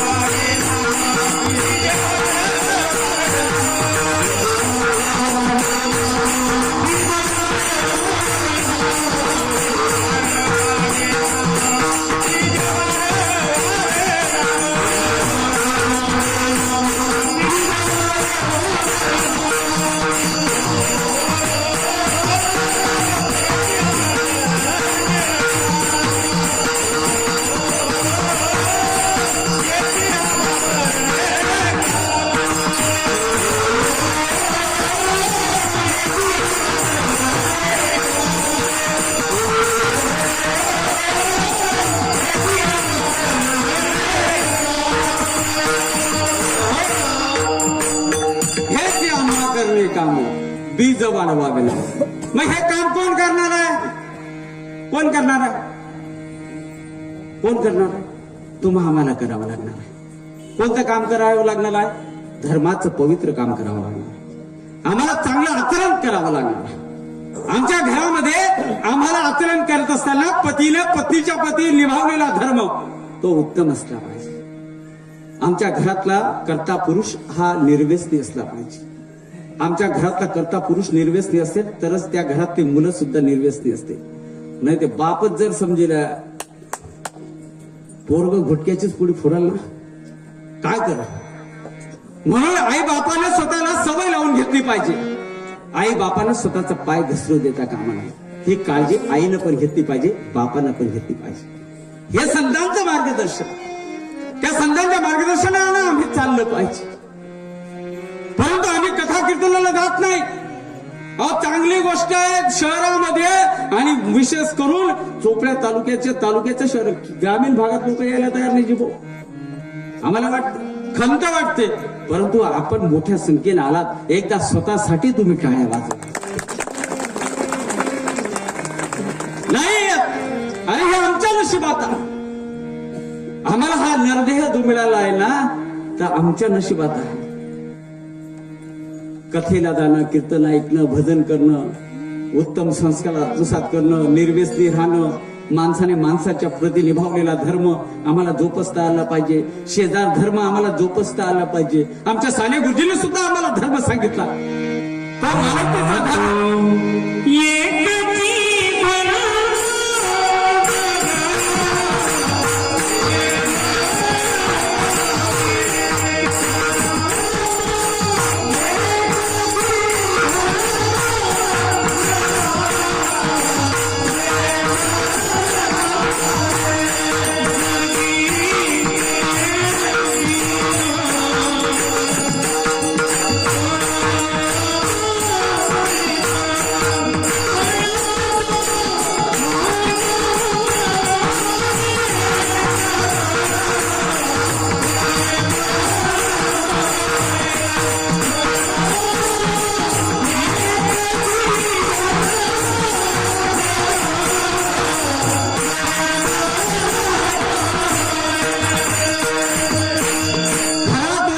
धर्म जगाला प्रेम अर्पावे.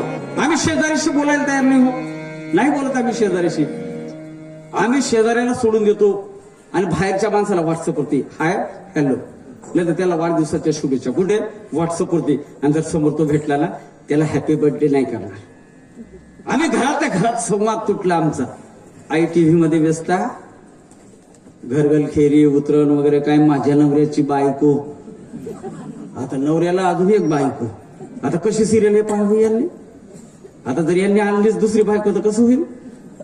पण अर्थात भेटत नाही म्हणून प्रॉब्लेम. म्हणून आमच्या माता भगिनींनी काय पाहावं हे ठरवलं पाहिजे. आम्ही काय आचरण करावं पुरुषांनी ते ठरवलं पाहिजे. आमच्या तरुणांनी काय आचरण करावं ते आम्ही ठरवलं पाहिजे. आम्ही वारीला गेलो पाहिजे. वारी कुणाच्या नशिबात आहे. तुमच्या आमच्या कोल्या कुत्र्यांच्या नशिबात आहे. कधी पाहिलं तुम्ही वराडला पठा पहिले एकंदर जमणार आणि त्या वारीला गेल्यात पंढरपूरले असं होईल. अमुक अमुक गावना पठ्ठ्या बकऱ्या पंढरपूरले गेल्यात असं ऐकलं. वारीला कोण जात आहे. वारीला तुम्ही आम्ही जातोय. वारीला कोण कोण जातं तुमच्यापैकी प्रामाणिकपणे हात वर करा. अरे वा व्हेरी गुड. या मातांसाठी एकदा जोरदार काय. क्या बात है, क्या बात. अरे पंढरपूरली वारी जास्ती दूर ठायकी ठायकी मुक्ताईने तरी वारी करायला पाहिजे ना. आम्ही गेलं पाहिजे पण वारीला जात नाही. असं जे सगळे मंडळाचे सदस्य आमचे गोपीचंद महाराज एकत्र आले, आमचे लिंबा महाराज, देवरे महाराज, श्याम नाना यांनी ठरवलं दरवर्षाला त्यांची वारी निघते ना म्हणे यंदा बी वारी काढणी. वारीची मिटिंग झाली. मिटिंग झाल्यानंतर सगळ्यांनी ठरलं म्हणे तारामती नगर मधून किती लोक येणार, भाग्योदय नगर मधून किती लोक येणार, तिकडं परदेशी गल्लीतून किती येणार, तिकडं मल्हारपुऱ्यातून इतके, पाटीलगडीतून इतके, असे ठरलं सगळे मिटिंग मध्ये. मग म्हणे त्या काढणं काय वाहने कोणता होतात, बैलगाडा होतात त्या काढले. जुन्या काळातली गोष्ट सांगतात. आणि मग त्या काळात ते सगळे ते मिटिंग ठरले. मग ते मिटिंग प्रमाणे असं असं चालू होतं. मग त्या मिटिंग मध्ये राजू गवडी वगैरे सगळी मंडळी अशी बसलेली होती. आमच्या केडी सरांनी सांगितलं की अशा पद्धतीने नियोजन करावं लागेल, कारण अभ्यासू माणूस आहे. आमच्या जगताप सरांनी सांगितलं की अशा पद्धतीने तुम्ही ठिकाणं ठरवून घ्या. इथे इथं तुम्हाला मुक्काम ठेपे टाकावे लागतील. संजूनाचं मार्गदर्शन घेतलं, कारण ते ठेपे टाकायला जातात ते सगळे आमच्या रामेश्वर महाराजांच्या बरोबर. म्हणजे असं ठरवून सगळ्या पद्धतीने त्यांनी सगळं ठरवल्यानंतर मग निंबाजी भाऊ म्हणे मी रात्री कीर्तन महाराज असू, आम्हा भरत महाराज म्हणे मी सकाळी काकडा करलीसू, रवींद्र महाराज म्हणे मी संध्याकाळी हरिपाठ करलीसू, आमना भैया महाराज म्हणे मी पेटीबी, आणि आमचं दीपक महाराज म्हणे मी मुरदून ठोकलेसू. असं प्रवीण महाराजांची सोबत घेतली जाईल. अण्णा म्हणे मी गवडणी म्हणलेसू म्हणे, चिंता करा नाही. असं सगळं ठरलं. पण ही गोष्ट तिथं मंदिराच्या बाजूला 4 कुत्रे ऐकत होते. कोण कुत्रे? 4 पायाचे, एका शेपटीचे. त्या कुत्र्यांनी ऐकलं आणि त्या कुत्र्यांनी ठरवलं पैसाला म्हणे दरवर्षी वारीला जातस, आपण बी जावायला काय हरकत मग ठराव त्याच नाही. आधी त्याच ना जसे मिटिंग मा विषय मला एक जल्ली तसा मग बाकीलाच नाही लगेच फटाफट अनुमोदन दिलं टाकत. मग म्हणे काय तारामती नगरवाला पण एकंदर करा आपली मंडळी, मग लगे म्हणे भाग्योदय नगरवाला आता ना तथा ना. मग जसं आपल्या लोकेशी बटी मंडळी चाले ना माता वगैरे बट तयारी अमुक दिन जाणार बोत्यांपर्यंत दशम्या बी बांधल्या, अमुक बी बांधल्या, ते बी बांधल्या, काय काय काही बट तयारी, माणसाची बी तयारी म्हणे कोणा काळा असा तसं सगळं ठरलं. मग सगळं गावाचा सगळा बंदोबस्त केला, घराचा बंदोबस्त केला, शेतीची व्यवस्था लावली आणि सगळे गाडे निघायची तयारी करायला लागले. मग या कुत्राची बी मिटिंग, या गल्ली ना त्या गल्ली ना त्या गल्ली ना, या गल्ली ना कुत्रा त्या गल्ली मग पैसे आहेत, आमला गल्ली मग इथं जाई राहणार, तसा गल्लीवाला सांगेल आम्ही बी गल्ली मध्ये इथं राहणार, मग तसा ना बी त्या बोंबला तुना त्या म्हणे आम्ही बी शेतोस, सुंदर गडीवाला म्हणे आम्ही बी शेतोस म्हणे. मोठ्या चेतन महाराज म्हणे मी बी नाही असू म्हणे, 4D ते तेजस महाराज म्हणे आपली बी गर्दी शे म्हणे. अशी गर्दी जमनीने चालला का कुत्राची बी मिटिंग. त्या म्हणे मग काय करायला म्हणे राजूभाऊ चौधरी येत ना म्हणे मल्हारपुरावाला, त्याचा गाळा खाली आमना 4 जण, राजू गोडीनं गाळा खाली 4 जण, कोणा गाळा खाली 100 जण, असा पठ्ठासी वाटा पाडली पठा कुत्रासी बी त्याची बी मिटिंग ठराप्रमाणे. पण असं उच्चा वट्टावर एक धरलं कुत्र कुठे होतं ते रोज देखील असं मिटर खिप ते त्याचे रिस्पॉन्स दिले. पण या कुत्राला म्हणे पैसाला आपला धरला काही रिस्पॉन्स देत नाही म्हणे आपले म्हणे. तसा रोहन डॉक्टर बी पठेल दखायला माने म्हणे आपला दल्ला काही आपले रिस्पॉन्स देत नाही म्हणे बारील जावाले. जाऊ द्या म्हणे या दल्ला आहेत म्हणे प्रत्येक गावना खोडायच राहतच म्हणे. पण त्या बठा कुत्रासनी बट ठरावं म्हणे आपले वारील जाण असे. बटासी मीटिंग प्रमाणे गाळा गोडा समांगी गोडा. मग या पठात ज्येष्ठ लोक पाय पडायला जाणं पडस ना वारील जावाना पहिले. हा बटा पाय पडायला जाय दल्ल्या माणसेच ना दल्ला पायस ना माणसेच ना माणसेच ना पाय पडाले. दल्ला बुजुर्ग ज्येष्ठ तरुण पोरे बी होतात. या असा बिलकुल या असा तरुण पोरे बी या बी वारीले बडा बोल केलं होतात ना. या बी याला पाय पडाले. त्या कुत्रासने देखो म्हणे या पाय पडायला जायला पडस आशीर्वाद द्यायला पडस म्हणजे वारी चांगली होस म्हणे असं का म्हणे चला म्हणे मग आपला बी दल्ला ना आपण पाय पडी होत म्हणे. पण ते दल्ला असं उच्च पठेल असं दोन्ही पाय करेल आता त्याने अशी मान ठेवलं असं दोन्ही पाय असं. या जातच बघा कुतरला त्यांकडे म्हणे बाबा तो हो बी करत नाही हा बी करत नाही. डोळ्या असं थोडस उघडायला जातच ना असा बंद करले सोबत. हा काय सांगलो म्हणे आम्ही म्हणे काय म्हणे आम्ही वारीला जायला नव्हतो. दल्ला हो बी करेन हा बी करेन. हाय म्हणे बाबा अरे काही आशीर्वाद देशी का या गावाला लोक येणार ना आशीर्वाद दे ना तू काय आशीर्वाद द्यावा म्हणे आम्ही तू ना आला तू आशीर्वाद बी देत नाही म्हणे आणले. बाई त्या दल्लानी दोन पाय असं पुढे करेल होतात ना दल्ला कुत्र्याने असं आवडील येतात आपण म्हणे अहो खटाय शेवणे अहो काय आशीर्वाद द्या म्हणे. अरे म्हणे ते घरी आम्ही वारी जाणे तू ते गेली म्हणे जिंदगी मा डंगरा होई घ्या तरी पण आम्ही जायला नव्हत ना वापोरे उमेद धरी म्हणे ते आमने ते जाऊ दे म्हणे वारीली म्हणे ते खरी म्हणे आशीर्वाद जाऊ द्या म्हणे वारी वारी तुम्ही निघाली तुम्ही जाऊ नका म्हणे. बाई ऐकणी होता पोरीस निघणार त्या वारीले बट्टासना गाळा खाले सकाळी ज्ञानबा तुकाराम मोठी मंडई निघणी. हा काय करी माय करी बाया माणसं पोरं सगळा गाव शिवपासून पडा पार ते पेट्रोल पंपना पुढे लोकून गेला ना शिवा लोकून काढा लोकून तडेन बटी चोपडा मंडई वापस मी की बडा गाळाच ना खाले ते बोलते तरी कुलदरला बट्टा किलांगी मारत भू भू भू चालला मंडई काही. त्यावेळी गेलं असं परव होतं थोडस रस्त्यावर नाही होतं इथलं असं बाजूला होतं. मग मग स्टॉपच नाही. मग रस्ता कसा होता तो जुना रस्ता निमगावांना हेटली अंगे आणि खासनाना वरली अंगे असं मेन नदी मेन रस्ता होता तो त्यावेळी पूल नाही होता. आणि मग जसा बी नदी मग गाडा उतरणार आणि गाडाच ना बरोबर त्या कुत्रासी लोंडी देखी कोणी चौकाळा कुत्रास नाही आणि त्यासनी त्याचा गाव निरोप दिला. कारण म्हणे बाई आतेपर्यंत नुसता गाळात माणसे येत म्हणे पण आता तिथे कुतरला बी ना म्हणे तथा ना. हा म्हणे काय अरे बोलावा वरला वाळवाला असे बोलावा म्हणे गेटला वाळवाला बी बोया तथा कोपराला बी बोलावा म्हणे मोठी एकंदर गर्दी. या त्या चोपडा जात जात दमी जायला होतं जेमतेम या जसा बी चढतीवर चढणार आणि तशी त्याची करी लोंडी असावं आणि कसाला विचारतस बाई ना आवडणं मुश्किल ना बा कोण गाडा खाली घुसे कोण कथा जीवत पडे कोण कान तुटी गे कोण तंगड लंगड होई गे कोणा घाल लागते कोणा डोया फुटक्या होई ग्या कोणी शेप तुटी गे कोणा कान तुटी गया बाई ना बाकीना ठार बाकीना जखमी बाई बेकारी. बाया म्हणे माय काय दांगडो लिहिली तर येस याने काही काम नाही होतं या पुतला का पण येत पडणार बाकीना पुतला गाळा मटाका बाकीना माटे पोटे लावा झोऱ्या झाकात चारा बिरा झाका त्याच नाव झाका जेमतेम पायटे काढत बटी जाता.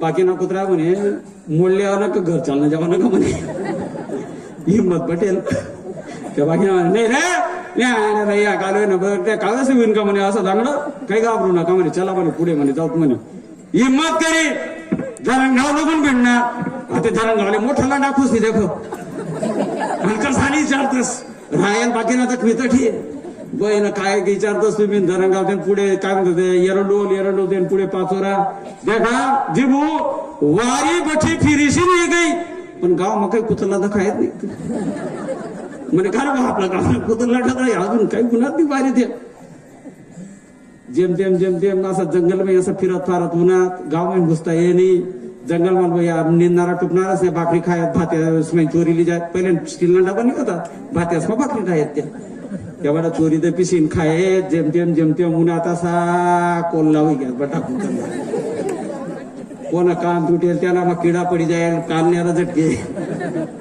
कोण शब्दी तुडेल कोण फुटके होईल कोणी काय उन्हात जेमतेम तो धरला पुत्र तडे देखील आणतो तो म्हणे काय रे वैगी कवारी तुमने आली वय म्हणे शिलगाव रे म्हणे तुम्ही अक्षता लायलो तसा मग ही वारी कुणाच्या नशिबात आहे ती आमच्या नशिबात आहे आणि म्हणून हा जो नरदेह मला दिलेला आहे देवे दिला देह भजन गोमटा तो वारीसाठी आम्हाला दिलेला आहे आणि त्यासाठी त्या वारीच्या मार्गातून कुणी अडचणी उभं करत असेल तर त्याला आम्ही अभंगाच्या 3ऱ्या चरणातून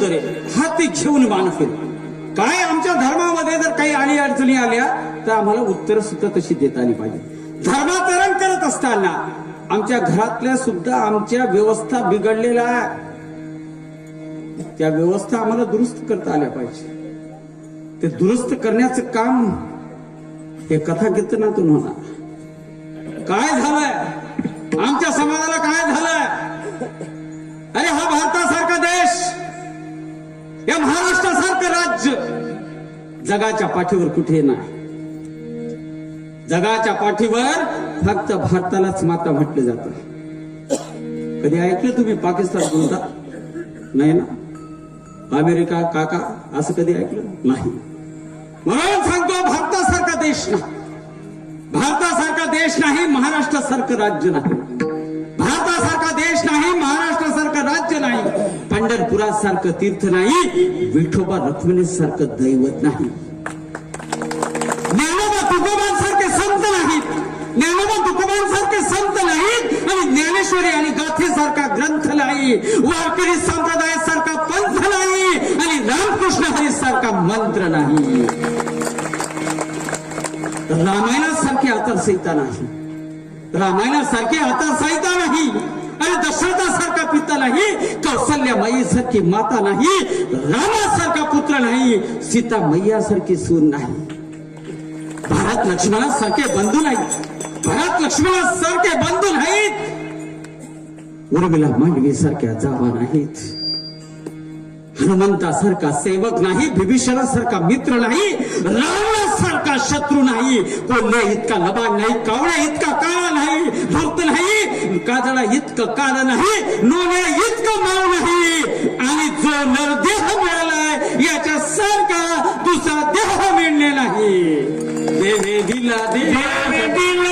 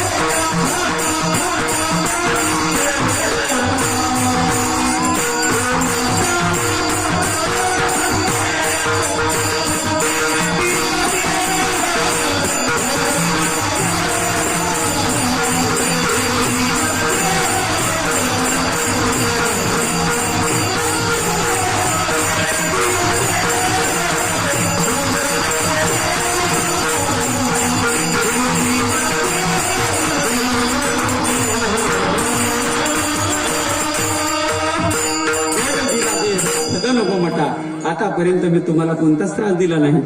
एकदा मुखानं हरिनाम आणि हातानं काळी. विठोबा रखुमाई.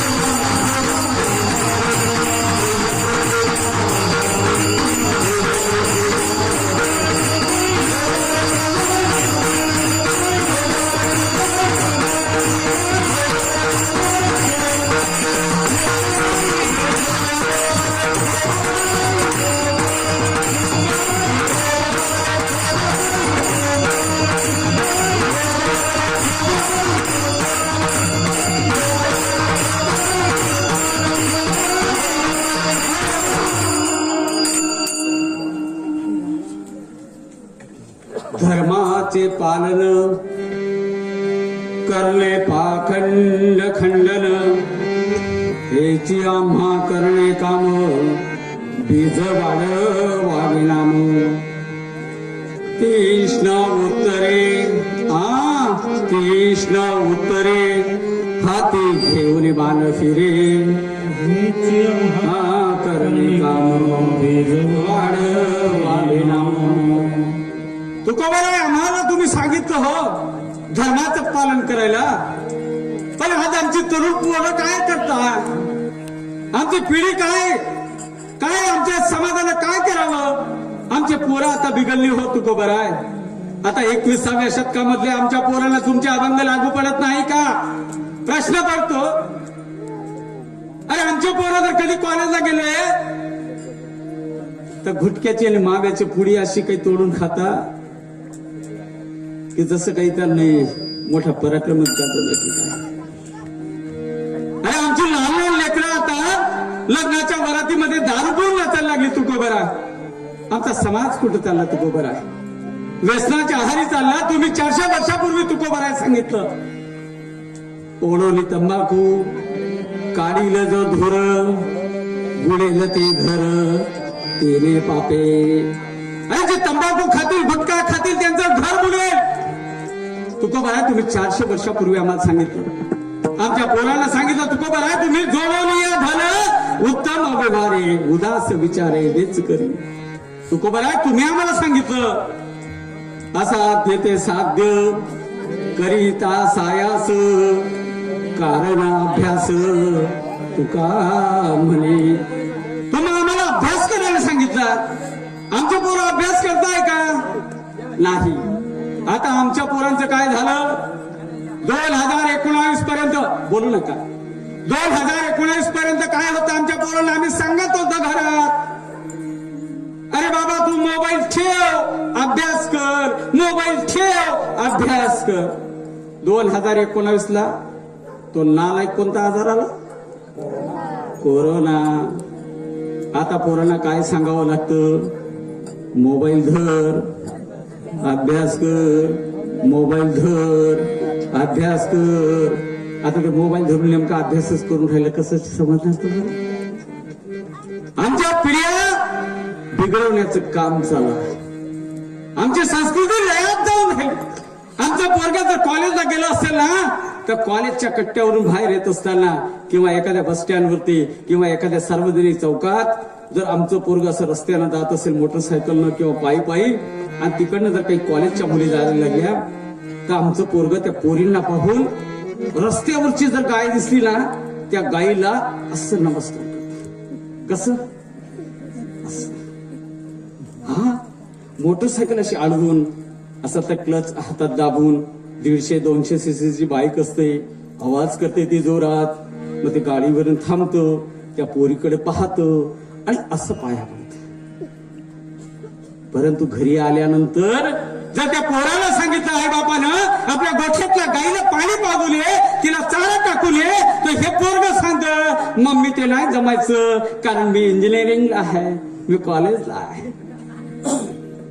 त्यावेळेला त्या पोराला ते काम करायला लाज वाटते. धर्म कोणाकडे, धर्म कोणाकडे.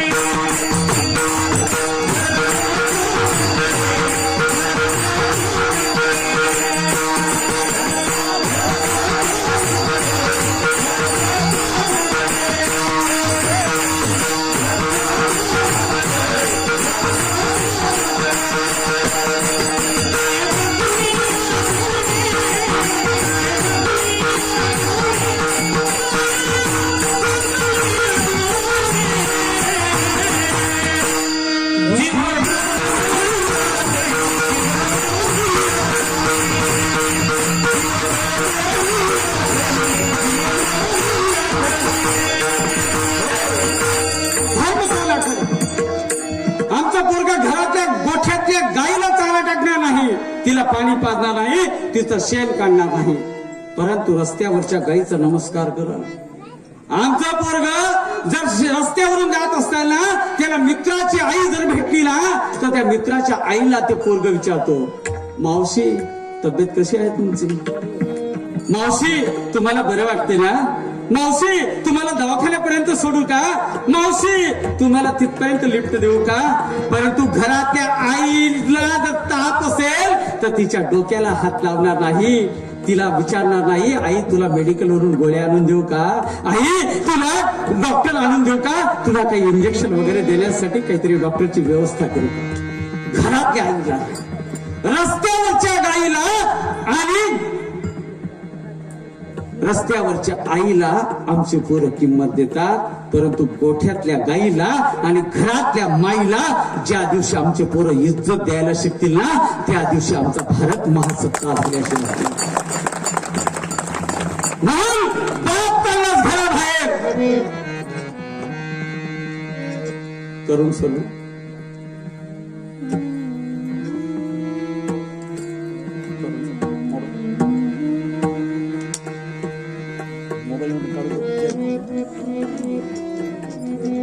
आमचे पोरं आमच्या आई बापाची इज्जत करायला तयार. आमच्या आईला आमच्या बापाला घरात सन्मान आहे. अरे बाप काढलाच घराबाहेर, दारात रडते आई पण. बाप काढलाच घराबाहेर, दारात रडते आई पण.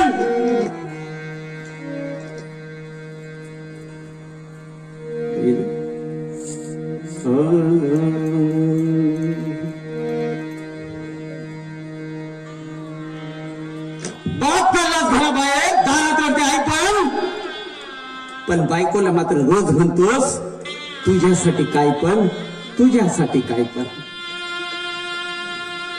अरे बाप काढलाच घराबाहेर, दारात रडते आई पण प्रेयसीला मात्र रोज म्हणतो तुझ्यासाठी काय पण, तुझ्यासाठी काय पण. अरे लेका त्या आईची आठवण बघ दिवस, अरे त्या आईची आठवण बघ दिवस. लेकच वापरतास म्हणून किती केले होते तिने नवस. अरे इकडून तिकडून तिच्या नवसाला देव सुद्धा पावला.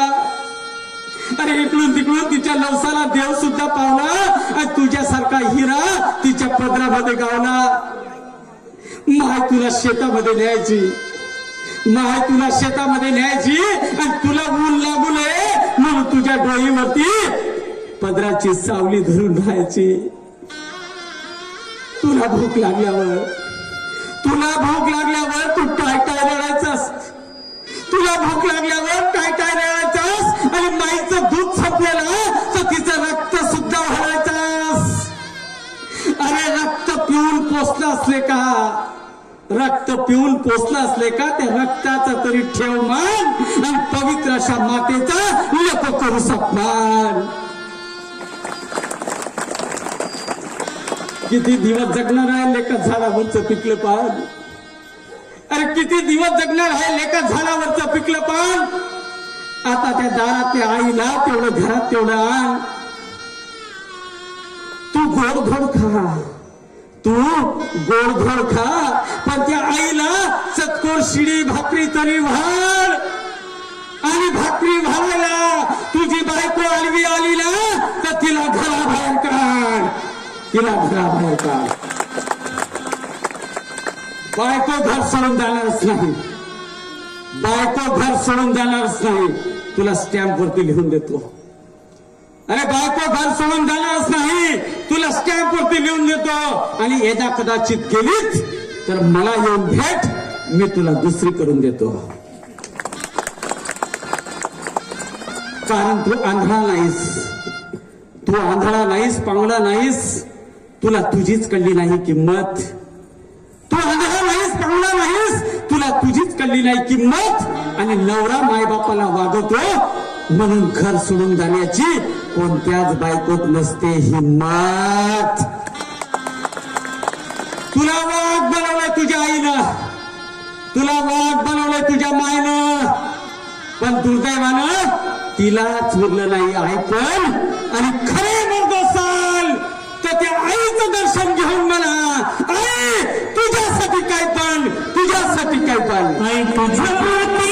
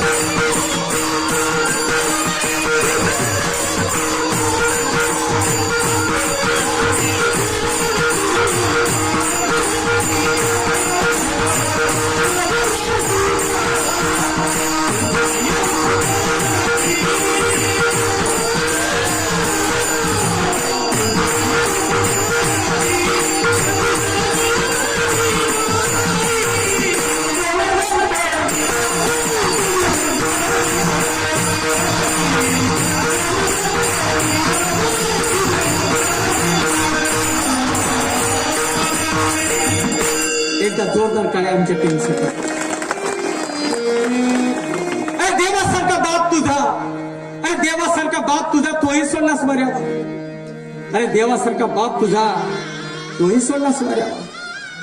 अरे तुझी पोटाची खळगी भरावी ना म्हणून बाप पहाटे जायचा शेताच्या बांधावर. अरे तुझ्या शिक्षणासाठी बापाने किती कष्ट उपसले होते, अरे तुझ्या शिक्षणासाठी त्या बापाने किती कष्ट उपसले होते. आणि तुझा जमिनीचा हितभर तुकडा वाचवण्यासाठी त्याला पाठीत किती सावकारांचे खंजीर खुपसले होते. अरे तुला नोकरी लागली ना, तुला नोकरी लागली ना तेव्हा बापानं गावभर वाटली होती साखर. पण दुर्दैवानं त्या बापाच्या ताटात नाही रे चतकोर देखील भाकर. तो आजही एकटीच जगावा म्हणून बाप राब राब राबतोय. तो आजही एकटीच जगावा म्हणून बाप रोज राब राब राबतोय. आणि तुला शांत झोप लागावी म्हणून बाप कथा कीर्तनात येऊन जागतोय. माणूस जितका चंद्रावर गेलाय वर, माणूस जितका चंद्रावर गेलाय वर तितकाच खाली गेलाय खोल. जगातल्या अनोख्या संस्कृतीचा घरातच ढळलाय तोल. अरे दुधागत आटून गेलेत माझे मायबाप, दुधागत आटून गेलेत माझे मायबाप. दुर्दैवाने त्यांच्या संसारामध्ये नाही राहिले साहेबन. आणि खरे मर्द असाल तर त्या आईचं आणि बापाचं दर्शन घेऊन मला माय बाप हो तुमच्यासाठी काय पण, तुमच्यासाठी काय पण. विसरू नको रे आई बापाला, जिजवली त्यांनी काया, काया जिजवून तुझ्या सुरावर बोलून सुखाची छाया.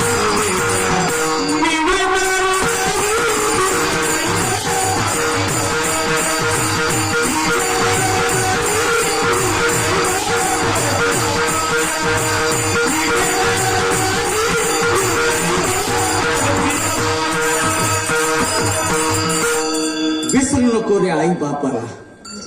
आई बापासारखी माया जगात कुठेच मिळणार नाही.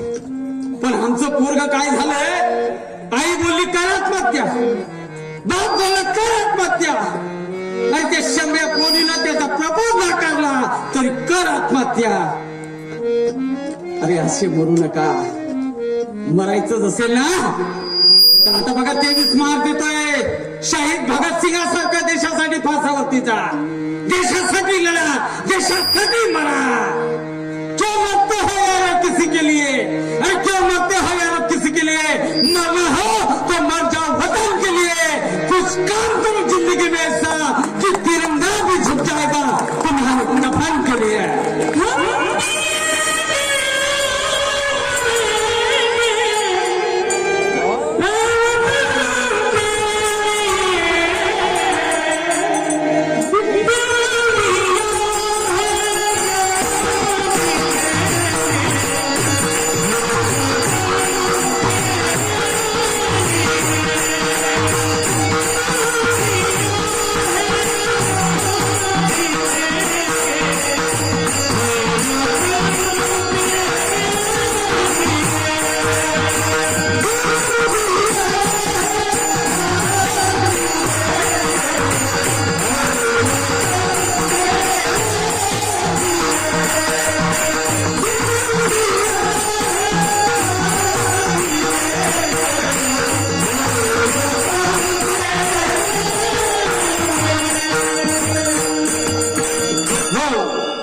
देशासाठी जगा, देशासाठी शहीद व्हा. जर देशासाठी शहीद झाले तर तुमचं नाव इतिहासात अजरामर होईल. आई बापाला सुद्धा धन्यता वाटेल. पुत्र भावा ऐसा गुंडा झेंडा. आमच्या पोराला तो झेंडा लावता आला पाहिजे. समाजात असं काम करा की समाजाला तुमची दखल घेतली पाहिजे. असा प्रयत्न आपल्या मंडळाचे सदस्य करताय. त्यासाठी एकदा या मंडळाच्या सदस्यांसाठी जोरदार टाळ्यांच्या गळ्यात त्यांचे हात बळकट करा. या देवा धर्माच्या कामात मदत करा.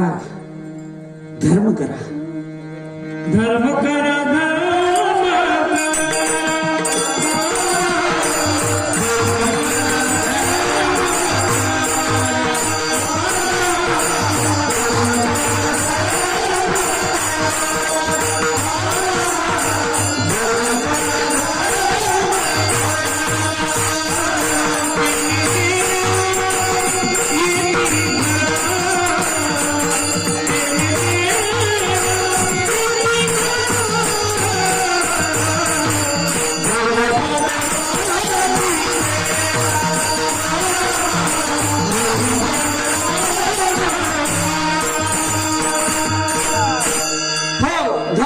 धर्म करा. आम्ही इकडे मदत नाही करत, आम्ही तिकडं कुठे जिथं उडवायचं नाही तिकडं पैसा उडवतो. पण देवा धर्माचं काम असेल ना, घरात 4 मेंबर असताना 51 रुपये लिखले आम्हाला आणि दलीना डबा बिले ना पडी ना 4 तारला 51 रुपये मागितलं पण ठीक गर्दी नाही. काहीतरी आम्हाला चांगल्या पद्धतीनं दान धर्म करता आला पाहिजे, योग्य ठिकाणी करता आलं पाहिजे. आमची पंढरीची वारी तुटली, 2 वर्ष झालं वारी बंद.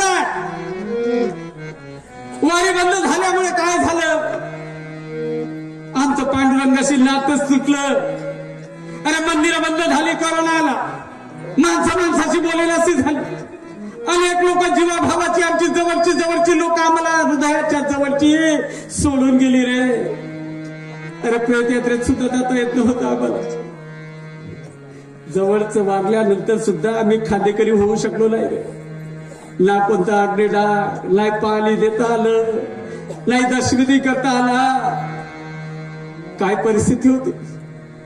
तरी सुद्धा या कोरोनाच्या दुसऱ्या लाटेतून देखील आम्ही वाचलो ना, तर त्या भगवंताची कृपा समजा.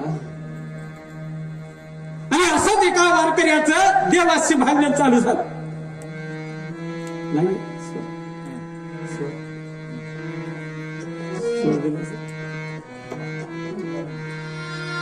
आमचा वारकरी भांडतोय देवाशी.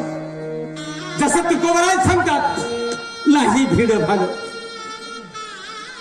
देवाशी भांडण करतोय. अरे देवाला सांगतोय कोरोना होता ना, गेले 2 वर्ष झालं देवाशी आमचं नातं तुटलं. मंदिरात जाऊ शकत नाही, देवाचं दर्शन घेऊ शकत नाही. अरे पांडुरंगा, तुझ्या दर्शनापासून आम्ही विलमुख राहिलो रे देवा. पांडुरंगा, असं वाटतंय ना बघ.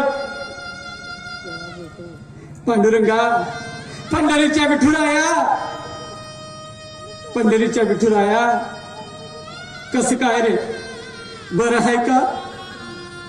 पंढरीच्या विठुराया, तुझं बरं आहे का? अरे यंदा वारी नाही म्हणे, खरं आहे का? पंढरीच्या विठुराया, कस काय रे, बरं आहे का? यंदा वारी नाही म्हणे, खरं आहे का?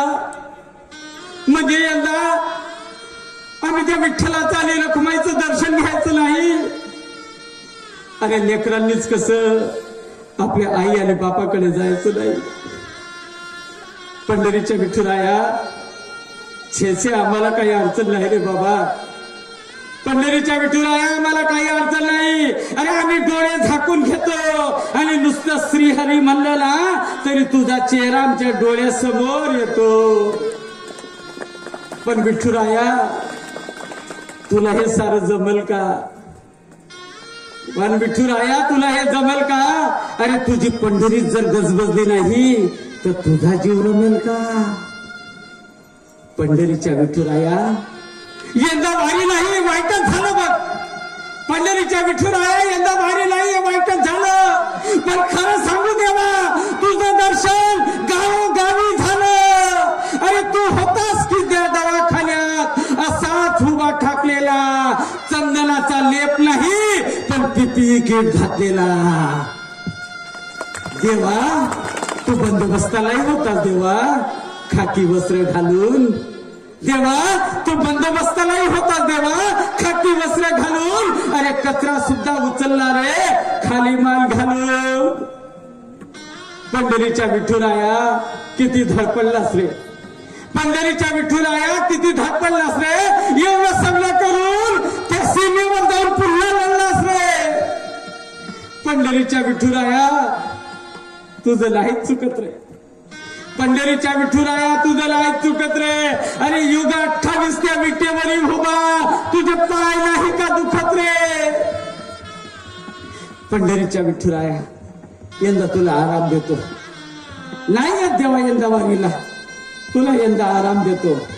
पण सांगून ठेवतो देवा, पुढच्या वर्षी मात्र पायी वारी करूनच येतो. मग तेव्हा मग या गर्दीच्या मनामध्ये, तेव्हा या गर्दीच्या मनामध्ये कसलीच भीती आणू नको. आणि तुझ्या भक्तीशिवाय कुठला संसर्गच ठेवू नको. संसर्ग फक्त तुझ्या भक्तीचा आणि स्वच्छता त्या चंद्रभागेच्या स्नानाची. आणि या सर्वांवरती मग एकच लस, ज्ञानबा तुकाराम नावाची.